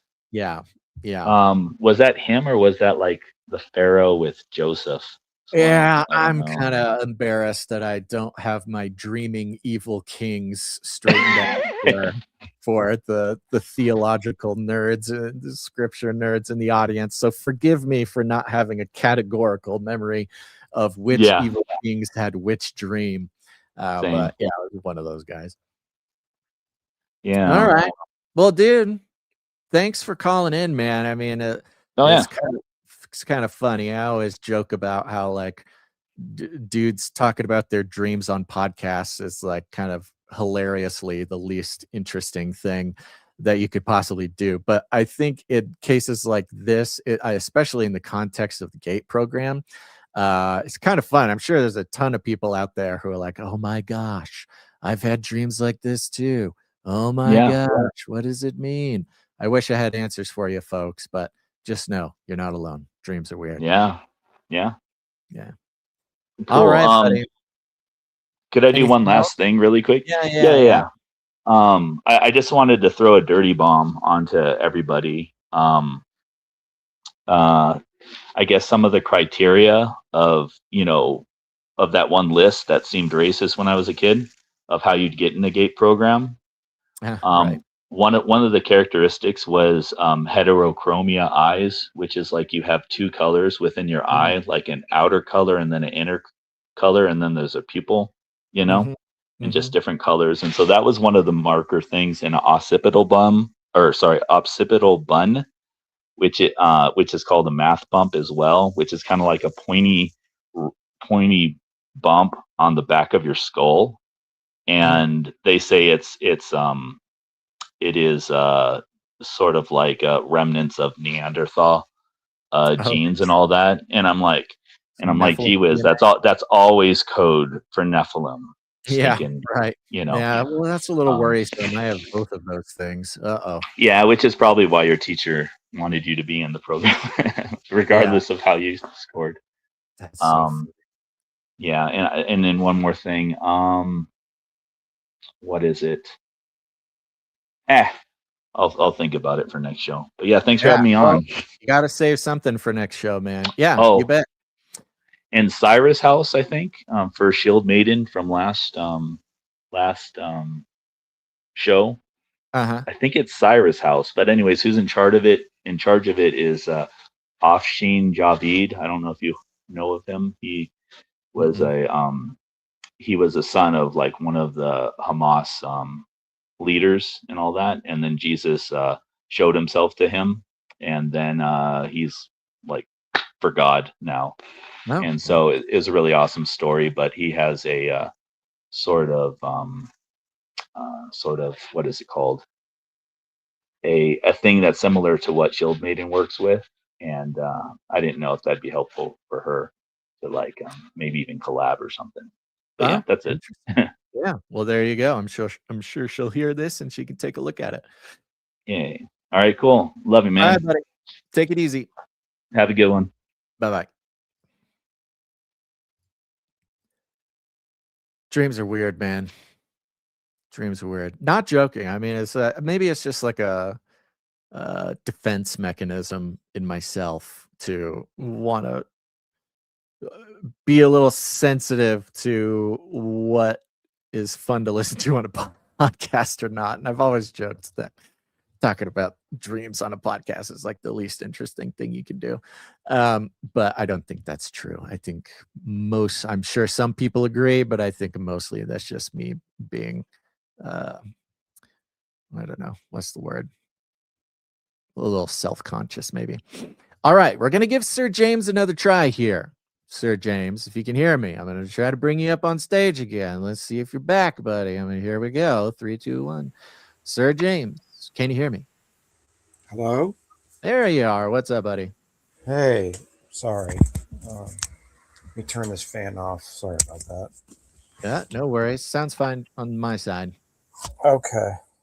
I'm doing fine. Well, for the most part. Cool. What's the haps?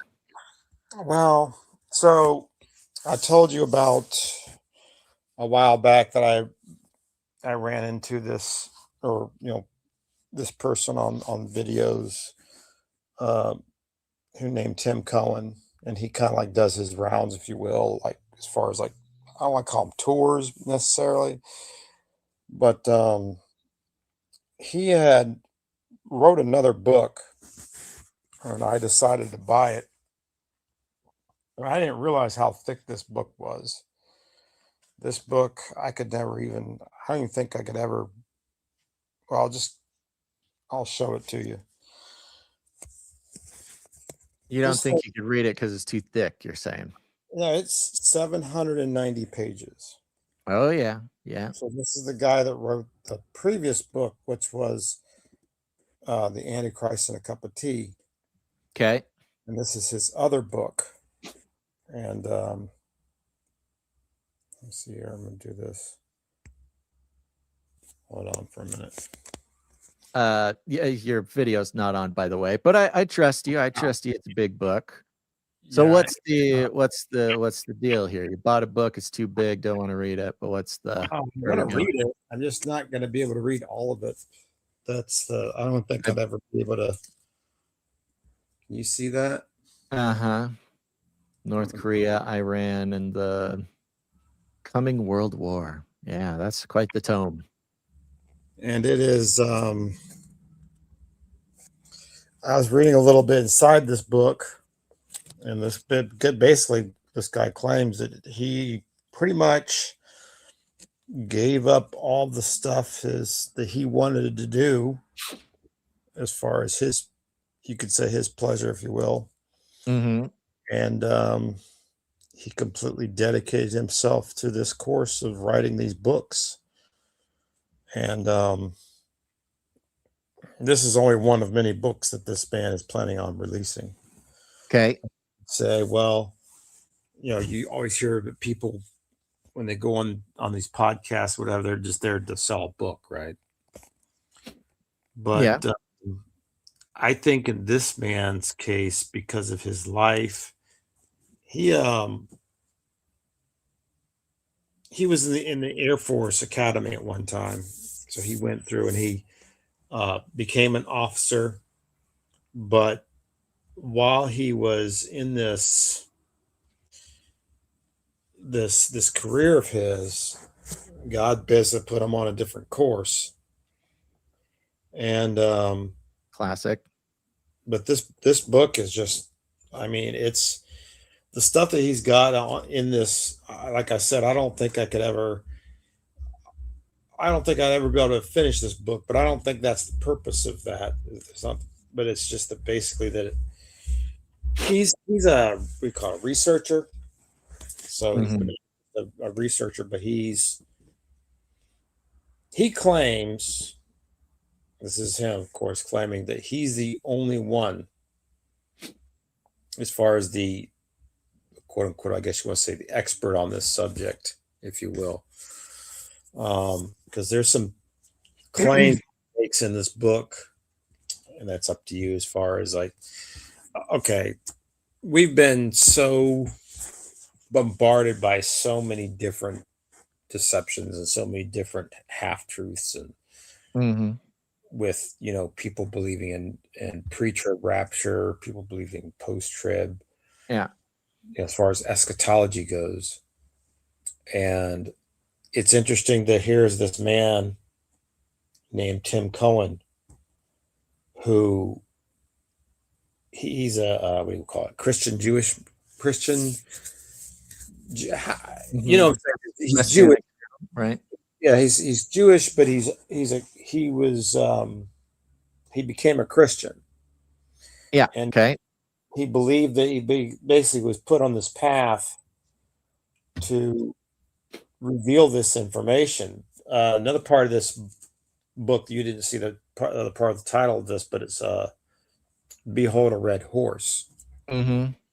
And inside this book, he makes connections to, well, Red Horse. The Red Horse, as he claims, it's not just like Iran, it's North Korea, it's the United States.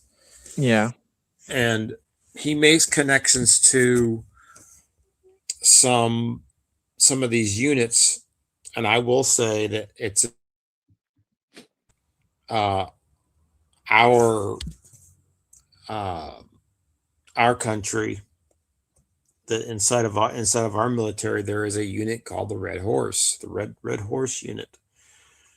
I forgot exactly what that stood for again. He gives an example, but basically it's an Air Force unit, and it Okay. is similar to like the Navy Seabees. And so I was looking up information about this unit with some information that Mark Fugel and his co-hosts were talking about several months back, was that we were going into the Pacific and basically bringing back those old Pacific bases back online. Okay. We're getting them ready. And of course, there's only one reason why we would be getting old bases back online. So, because it's for the coming World War. Okay. What's interesting is the unit, this Red Horse unit, this Air Force Red Horse unit, this could like a Navy Seabees. It's like the Air Force's version of that. They are basically bringing. They are the unit that went out there to these bases like Guam, and I can't remember the name of the other one. Tinian. I think it's Tinian is his name. Anyways, these bases, these old Pacific bases, and this unit, the Red Horse, has been bringing these bases back online. Okay. So I mean, so what's the consequence of this? He's just laying out that we're moving towards World War III. Well, basically, it says in the Bible, it talks about that. This is what he claims, Mm-hmm. that. I mean, this guy's made some pretty bizarre claims, but I have to wonder if they're true, because he talks about how Trump recently got that what do you call that thing? The Stephanos crown. So Trump has now received two different crowns. Yeah. Both are considered Stephanos's. Yeah. And Yeah. Trump is the rider on the white horse. Mm-hmm. He's not the Antichrist, but he's the rider on the white horse. And so he goes in also into the description of when Trump received the Nobel Peace Prize. We know that he didn't receive it, right? But we know that woman from Venezuela, for some reason, like dedicated her Nobel Peace Prize to him. Yeah. And then she physically went and gave it to him. She physically went to him and gave him the Nobel Peace Prize. Right. Well, that was a type of Stephanos. That was a type of what the Stephanos is, as he describes, it's a crown, but it's a crown not worn by a king. It's a crown of victory. It's kind of interesting. You know, it seems like, I don't know when this guy's book came out. I think everything, at least whether the details or not, or something that people have been paying attention to. Of course, we're seeing breakdowns of, all the different organizations and nations giving sort of honoring Trump with all these very special magical objects, as we've described them. It's kind of interesting because, I don't think anybody is too, at least anybody we know, or really, again, it's so mainstream now. Seems like most people are pretty caught on that we could be heading towards some, final battle that we're all waiting around. And if anybody was going to be the fellow to make it happen, there's a lot of things pointing to Trump. I think the fact that your fellow there had to write 750 pages is a pretty good indicator that people are kind of, understanding all these big picture things coming together. So the interesting thing about this, if you allow me to just to say this, that there's a gas company called oil company called Mobil Oil. Okay, and for some reason, Mobil Oil has this symbol, and it goes way, way back, and it is a Pegasus. Yeah. It is a red Pegasus. And what I found interesting just recently, that Mobil Oil, that's in Texas. So I told you a while back that there was a man by the name of Dumitru Duduman, who was this Romanian that was being used to smuggle Bibles. And then, according to his testimony, which he gave at Odessa, Texas, at this church in Odessa, Texas, which is, he went to Odessa, Texas, which is that same state where Mobil Oil is from. And that unit, that Red Horse unit, comes from Texas. I saw Monica in the chat. She was saying Red Horse Squadron is here in Montana at the Air Force Base down the road from me, but they're probably got a couple different places where they station themselves. Right. I think there are two different ones, is what, if I remember right, because I was looking up about this unit. Okay. What was that, I don't know, like I said, he like gathered all this information. And this is what he's done. Like, my question is, who? Yeah, what's the thing here? To create a 790 page book like that is, I don't know too many people that would make that would create a book. Yeah. I mean, I'll tell you what, we have an interview coming out, hopefully tomorrow, but if not tomorrow, next week. We've gotten the chance to talk to quite a number of researchers and authors. And from what I can gather, both from what they tell me, but also just being in their presence, listening to them talk, it seems almost more difficult to write a short book than it is to write a long book. Right. A lot of these guys we've talked to and, been friends with over the years, their books are just enormous. I mean, Carl Teichribb's, Game of God, just enormous. All these books are just enormous, and God bless them for it. But what always occurs to me, and I think is very interesting, and I don't know what to take from it, but it is just something I noticed, it was Michael Heiser, Dr. Michael Heiser, who is maybe the only author that we've been able to get close with or talk to that has like reasonably sized books in the like 200 to 300 page thing. And it's coincidentally, he's the one guy that really had some sort of mainstream success. So I think there's just guys, I mean, God bless anybody who's able to sit down and actually write out their thoughts on paper. I've certainly tried. It's incredibly difficult. Gon's got further than I did, but it was certainly excruciating watching him do it. But it seems once somebody gets going, especially when they're making connections and they're doing research, or especially these researchers, it's just an enormous volume of information. And of course, they don't want to leave anything out because each and every one of these little connections, plays its part to painting the picture. So yeah, no, it's definitely a special kind of person who's able to sit down and write all this down in the first place. Apparently, it's a totally other special kind of person who has the ability to write a book that does not overwhelm anybody who tries to carry it from room to room.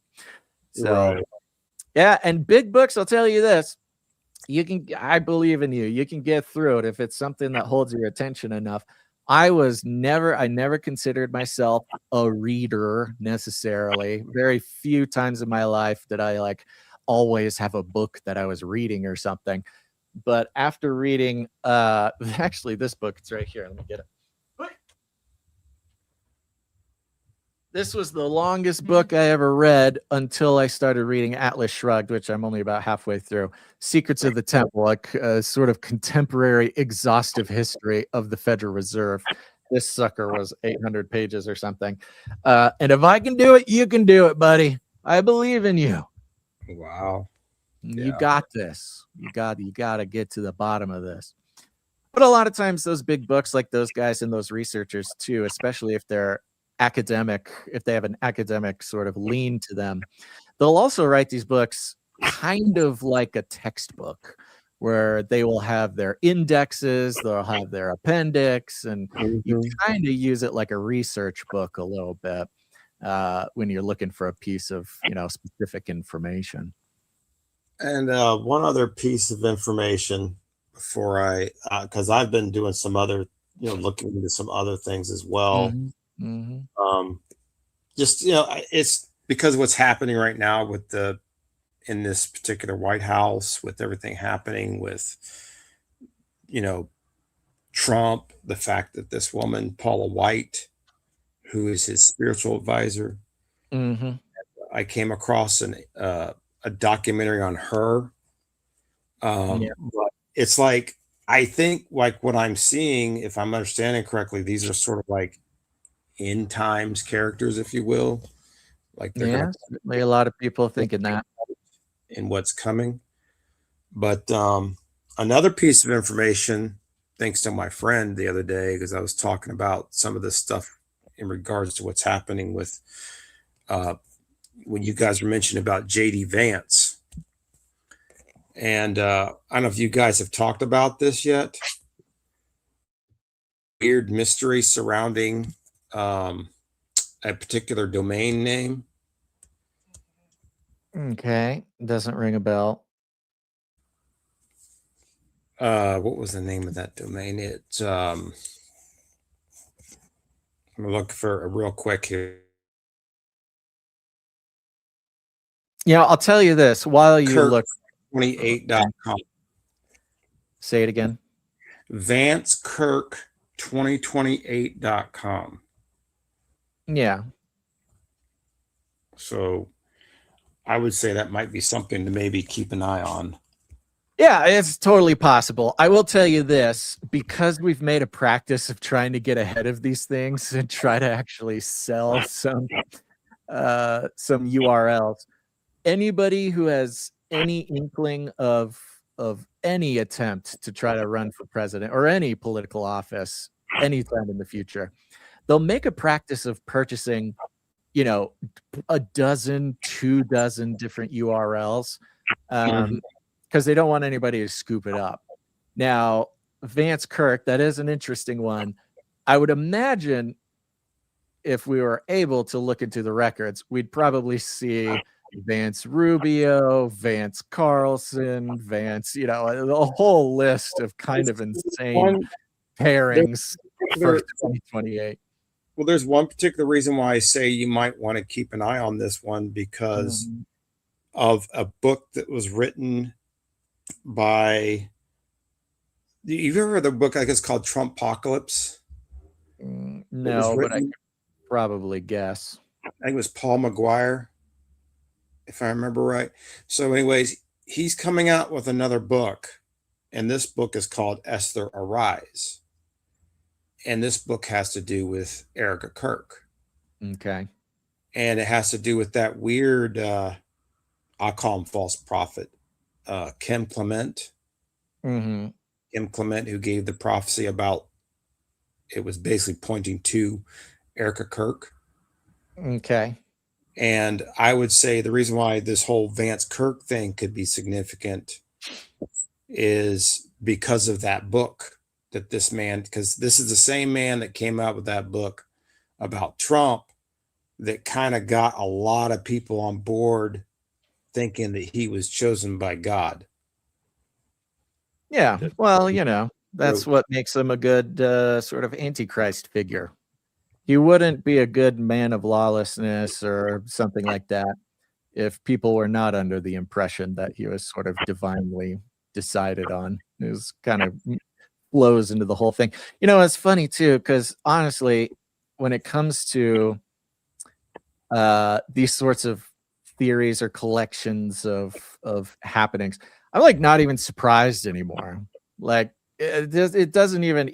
You almost don't even need it laid out for you at this point, because it would be more surprising if there were not a continuous chain of weird, sort of biblically relevant connections to these people. So, yeah, I believe it, man. I believe it. At this point, I don't know. I'm trying to feel out kind of the vibe of what God is, where he kind of wants his people. And a little bit, I kind of talked about it the past couple of years, but it feels like 2026, like the time to try to prepare oneself is kind of running out. Not that if you don't feel prepared, there's not time to continue, but it's like reading a book about what's happening on a day-to-day basis. Just paying attention to. It's like we're living it, And these guys writing these books, it's not the same as like if it was 2015 or something like that, where these would be, people trying to get a good idea about what the future looks like and how it might relate to biblical prophecy. It's just like so blatant in our face, a daily life experience of watching these things play out. That the idea of trying to track new theories or track even new connections, I think a lot of people are feeling a little overwhelmed with it, or if overwhelmed is not the idea, that it's sort of there's maybe more actionable things to work off of. I don't know, but I mean, God bless these guys who are still out there doing the work. Who knows? Maybe nothing will happen. Maybe it'll be 2035 before anything exciting happens related to any of this. And it'll be like, I think it was Sharon Gilbert who wrote the book about, DNA changing vaccines and a global pandemic. She wrote that book in like 2012 or something. And then, of course, it comes about a decade later. And then we can all be like, oh, my gosh, that guy was right. He had it on lockdown. Incredible. You said Sharon Gilbert? Yeah, I forget what the name of the book was.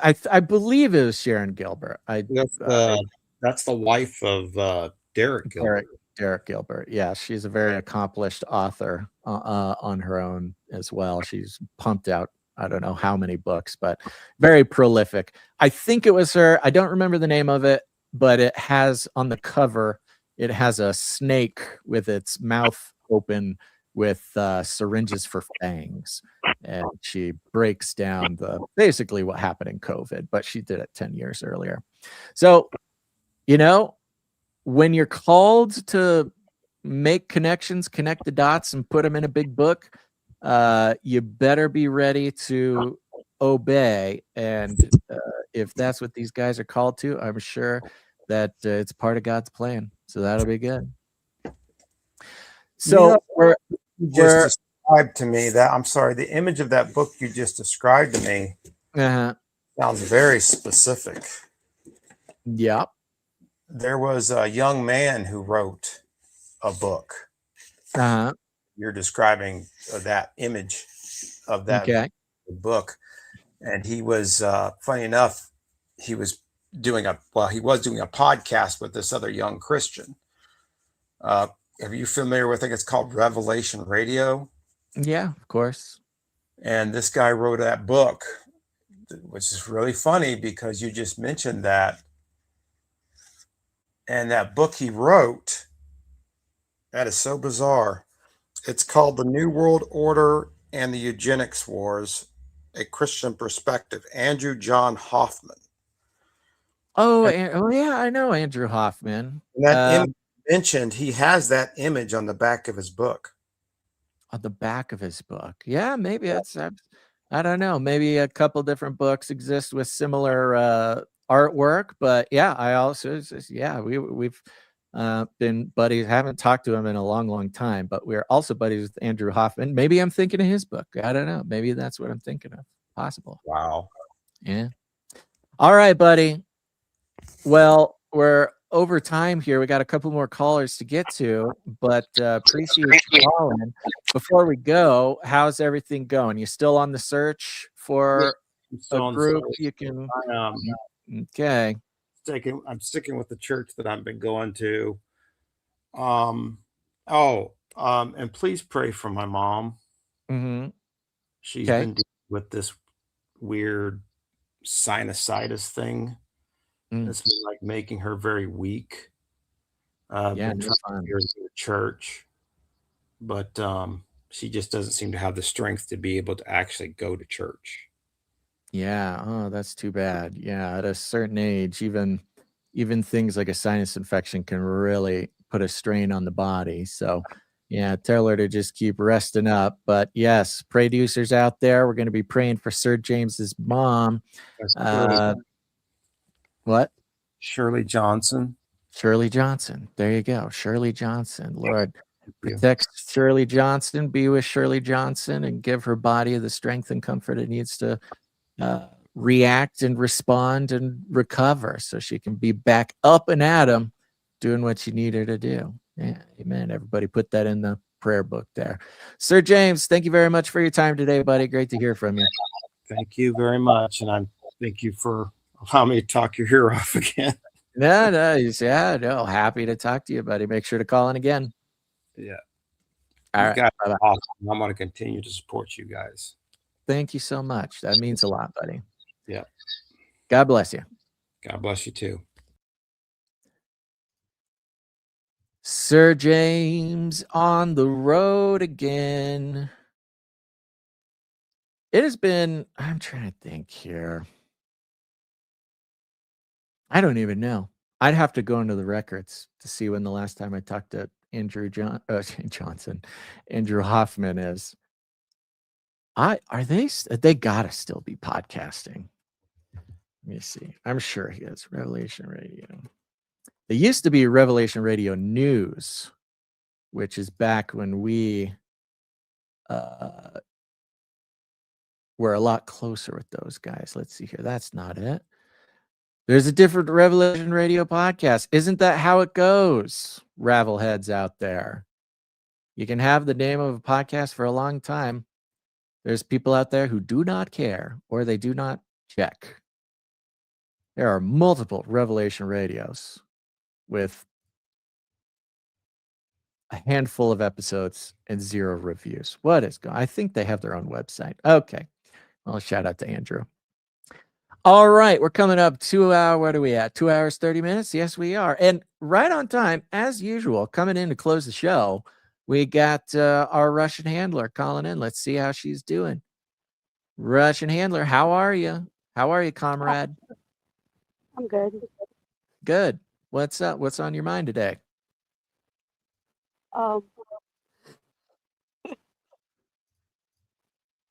Back to Liquid Bacon and his mall world. Oh, mall. Yeah. Okay. You got a mall world? Well, I thought so, but from today's conversation, maybe not. Maybe it's just lucid dreaming. But I've had some trippy dream experiences. I bet. including going to places that felt real, and some of them, like way down the road, you remember, and it's like, oh, it was a cool place. How do I get there again? Right. And it's not real. It's not real. I know. You'd think if these things are just in our minds that we'd be able to go there whenever we want. If it's just a product of our own imaginations, why can't our brains just give us the dreams and go to the places that we want to go at will? That's what I don't understand. Because we more or less at a certain age, at a certain maturity, we have the ability to kind of guide our own imaginations, guide our minds as best we can. But once we're asleep, baby, we totally lose control. Why? It's like our brains have no interest in giving us what we actually want. If Hold on indeed, a minute. One moment. if indeed that is the place where dreams come from, who knows? Maybe that's something to be explored. Did I lose you? You doing a fighting a lion? Sorry. That's okay. Anyway, but interestingly enough, um, through my own experiences, I found it interesting that, again, Liquid Bacon said last time that being neurodivergent is on the list for Yeah. qualification. And I did not go majority of school here in America. So for me, it's different. Yeah. And there's no way I should be relating to all of this. But, Well, the question is, now I don't know when, I don't recall. I'm sure you've told me before. I don't recall exactly where you were before and I've never when said. exactly you came back. But depending on the timing, there's a good chance that Eastern Europe or Russia or wherever had their own kind of gate program going at the same time, if the declassified documents from that era are to be believed. It is possible, and I find it very interesting. And again, out on my own, just trying to figure out what on earth happened to me. I kind of came to a conclusion that perhaps being neurodivergent or having some kind of that kind of problem makes Yeah. you more predisposed to having certain experiences, and that's why they're looking screening for those types of people. Yeah, I think it's interesting. I think you might be onto something. I always find it, obviously there is an interesting phenomena in culture right now that is very questionable, or at least has a lot of us asking a lot of big questions, which is neurodivergence used to be rare, right? It used to be like 1 in 30,000 kids, whether it's autism or ADHD or something like that. Like, it used to be very rare.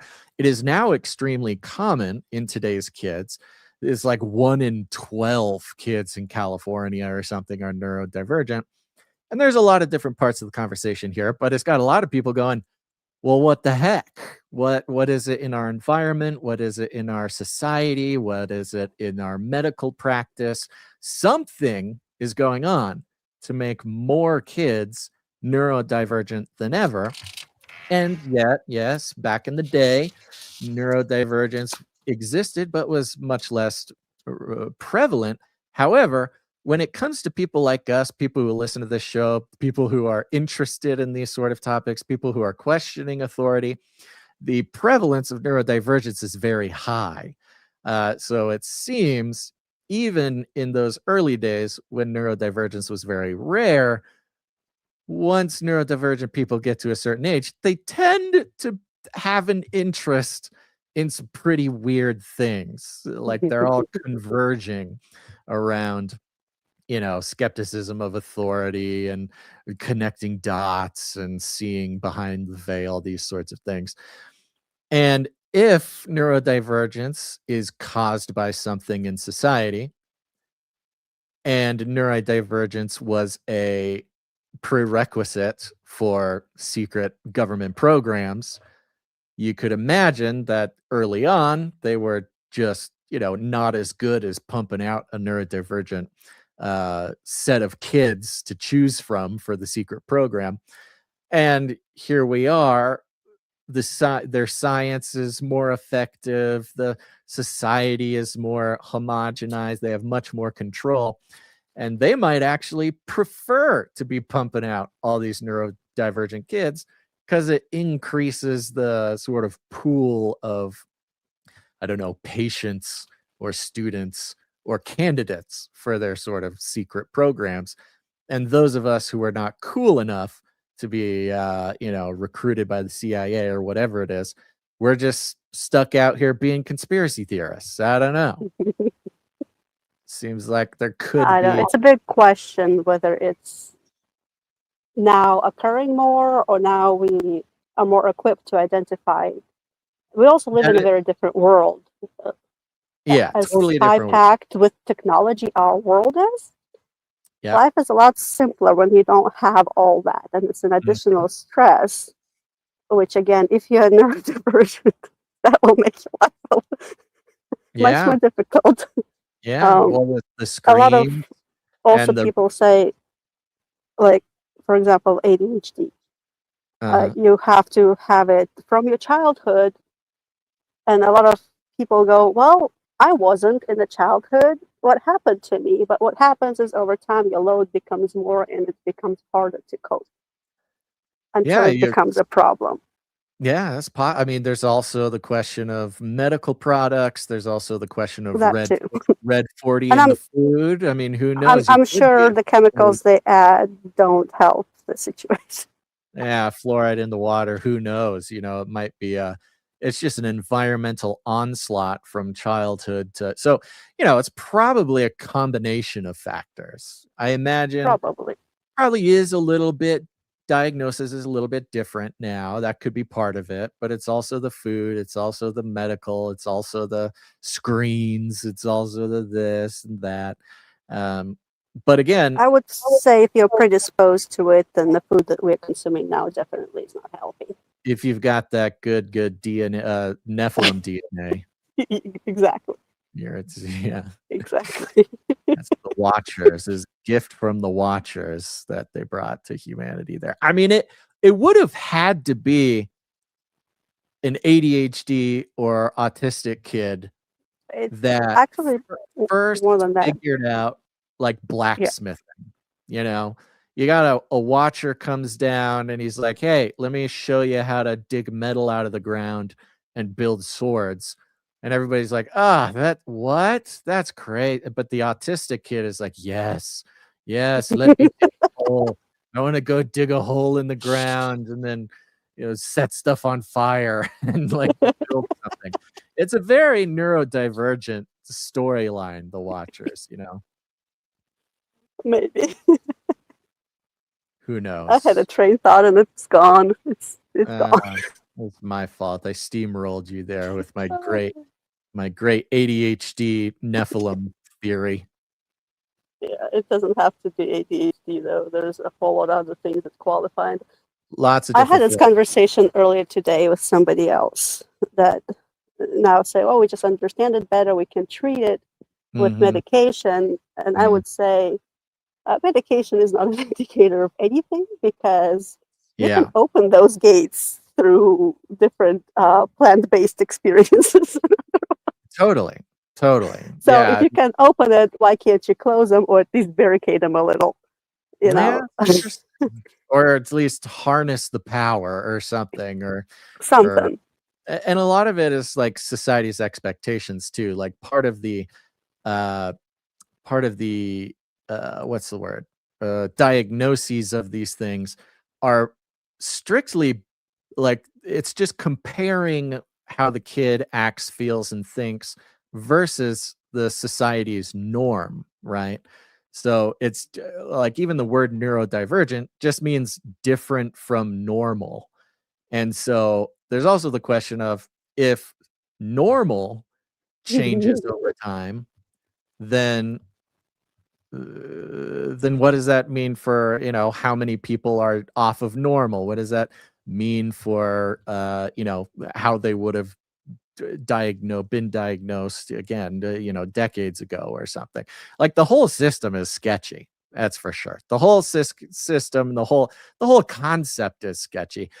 I heard it said this way once, and I like it. I think it makes sense. I think it explains a lot. Is the hunter and gatherer society.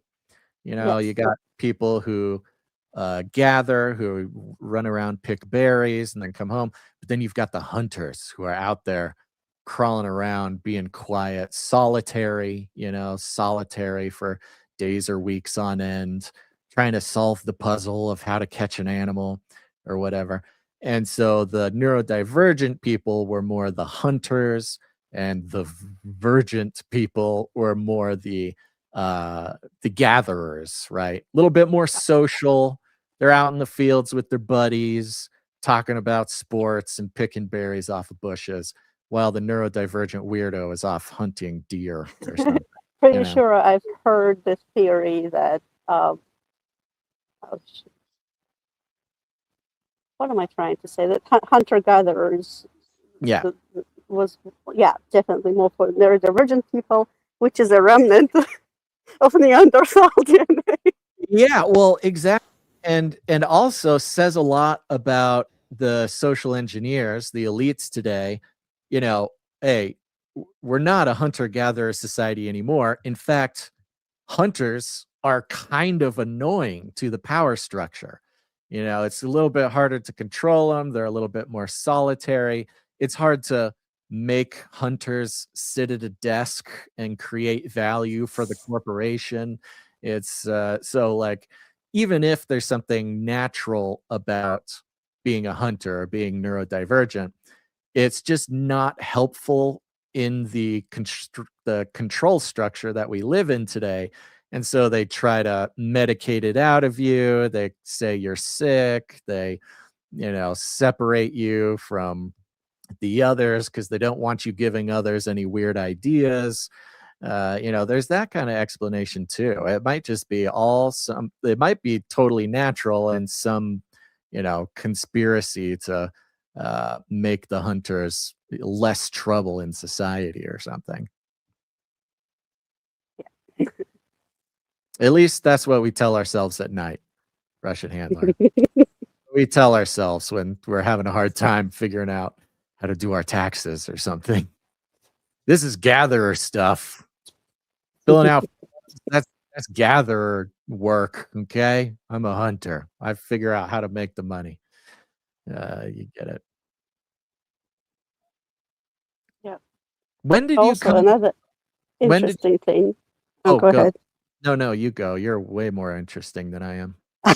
Another interesting thing mentioned by Liquid Bacon today about the Nephilim DNA connected to being neurodivergent. And apparently I recently found out that my father is Rh negative, which is associated. Oh yeah, that's like the royal bloodline, like Nephilim bloodline, right? Is that what that is? Yeah, so something like that. Like, oh, that's very interesting. That is interesting. I should get my blood tested. I don't know if I ever. Well, I'm not. I don't have Rh negative, but I would be a carrier for one. Is that passing down those Nephilim genes? Nephilim mother. Yes, you could be mother of Nephilim. Rh negative, that's different from like blood type, right? Like O negative. Kind of. Hold on a minute. That's like a different measurement. Let me see if I can pull it up here. Oh, maybe I'll ask Grok. Grok, tell me about Nephilim DNA. Having an issue. I don't know how long can I stay. Basically, you have your technically 3 blood types, but then there's fourth one, which is a mix. So there's A and B, and it's connected to receptors you have on your blood cells. And there's like 0 or O, I don't know what they call it in English, which doesn't have any receptors. So if you give somebody with an O, A or B blood, their immunity will react, and that's what causes a problem. AB has both, so they can receive all 3 of them. and have no Right. reactions. RH is also something, I don't know exactly what it is in the blood, but Yeah. it's something in the blood, and it can be positive and negative, but it's the same kind of scenario. But Yeah, I was kind of just looking it up, and it's a different mechanism in the blood. So you can be like AB, or O, like the normal types of blood, and you can then have either the positive or the negative RH factor. So it's not like basically, for you to have a negative, you have to inherit a negative gene from both of your parents. right. I But think. I guess I'm thinking this isn't going to be on my birth certificate. Is No, probably no, not. no, you I gotta did my get. own blood test in college. Did you I like did. you actually did it yourself, or you like Yep. went to a doctor and Well, he it did? was project for a class, but yeah, I did my own blood test. Oh, that's kind of cool. Yeah. That seems, it's, I bet that was harder to do too back in your day, because I was here in America. I'm at this point where I need to get the DNA of these emus tested, because I can't tell if they're boys or girls until they're adults, or I get their shell tested. And so I'm looking for services where I can send these shells off and see which baby emus are boys or girls. And while I was looking at that, I could just buy a device apparently that tests DNA right here at the compound.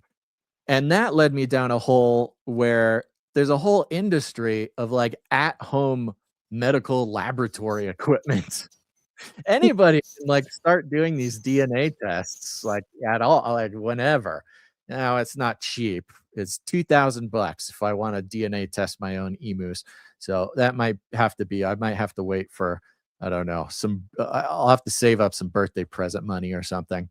But maybe that's the way to go. Cause if you get your blood tested through the medical service or whatever, medical industry, somebody's gonna know if you've got Nephilim blood. That's going on your permanent record. Find out you got the Nephilim blood, and the men in black are gonna start showing up at your door. So I think self blood testing to see if you got the Nephilim blood is the best way to go. Your secret is safe with me, by the way. I won't tell the government. Yeah, if it only wasn't aired for 1,000 people here. Yeah, goodness gracious. All right, sweet Russian handler. It was wonderful talking to you. Thanks for calling in. Was there anything else on your mind before we land the plane? I was going to talk about dreams, but now I'm not so sure. It's okay. Yeah, it's okay. There's always next time. Nah, Dreams it's tricky, man.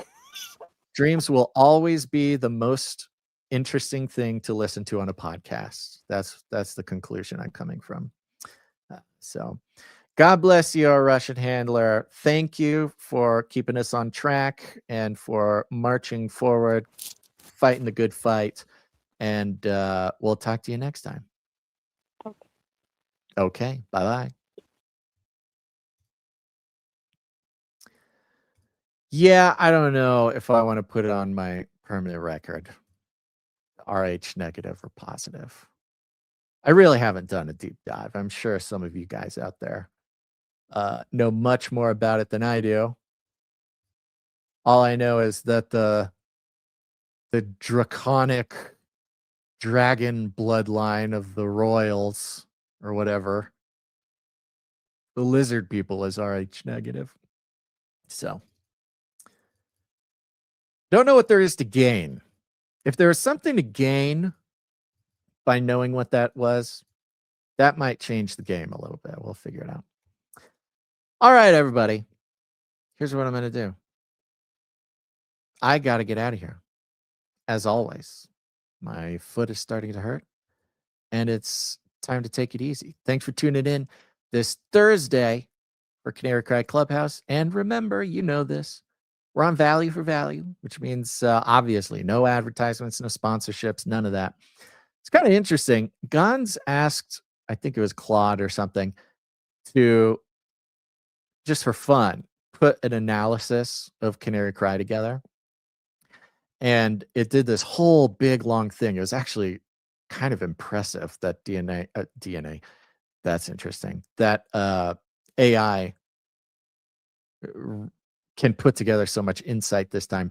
But it went on and on and on about the value for value model, and not just its existence or the language that we use to describe it, but it also went into a pretty deep analysis of the spiritual implications of the value for value model. It's very interesting. But you get it.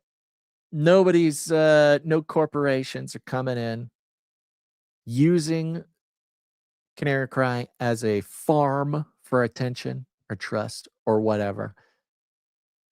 Even back to the talk at the beginning of the show, when we're talking about the commoditization, even of just our spending habits, our relationship, which is often so superficial with money or the resources that God gives us. They want to keep it that way. They want to keep it transactional. Because as long as it's a sort of transactional, material thing, our relationship with our money, then they can keep us stuck in the system that has us selling your attention for our own personal gain. It's not right, and I won't stand for it. But if you get any value from this show or any of our other shows, go ahead, go to canarycry.support. Support the show in whatever amount makes sense to you, whatever the Lord puts on your heart. And while you're doing it, stay open, receptive, sensitive to what might be happening in the spirit. I promise you, there will be some revelation there for you. Again, just go to canarycry.support to learn more about that. We'll be back on Monday with Canary Cry News Talk. Here's Feeding the Ducks. Yeah. There we go. Okay. Child of God says, I'll be praying for your foot, Basil. Thank you very much. Thanks, everybody who tuned in live here. And a big old thank you to everybody listening afterward, not live. I hope that God guides you, walks with you in these very strange times. Time of upheaval, perhaps given times that are going to be biblical. And know He will if you let Him. And think about calling in next time, folks. Love to talk to you. Love to talk to some new folks. Love to talk to some current folks. Keeping it alive. And share the show. If anybody comes to mind, if there's anybody while you're listening and watching the show, anybody came to your mind, send them the link. They check out the Spirit Show. I think you're going to like it. Psalm 40 says, don't forget, there might be a surprise VCR this weekend. That's right. It says, and join the Discord. Join the Discord. Wow, lots of people talking about the Discord. Go to canarycry.party. You'll see an invite link to the Discord or the Telegram channel.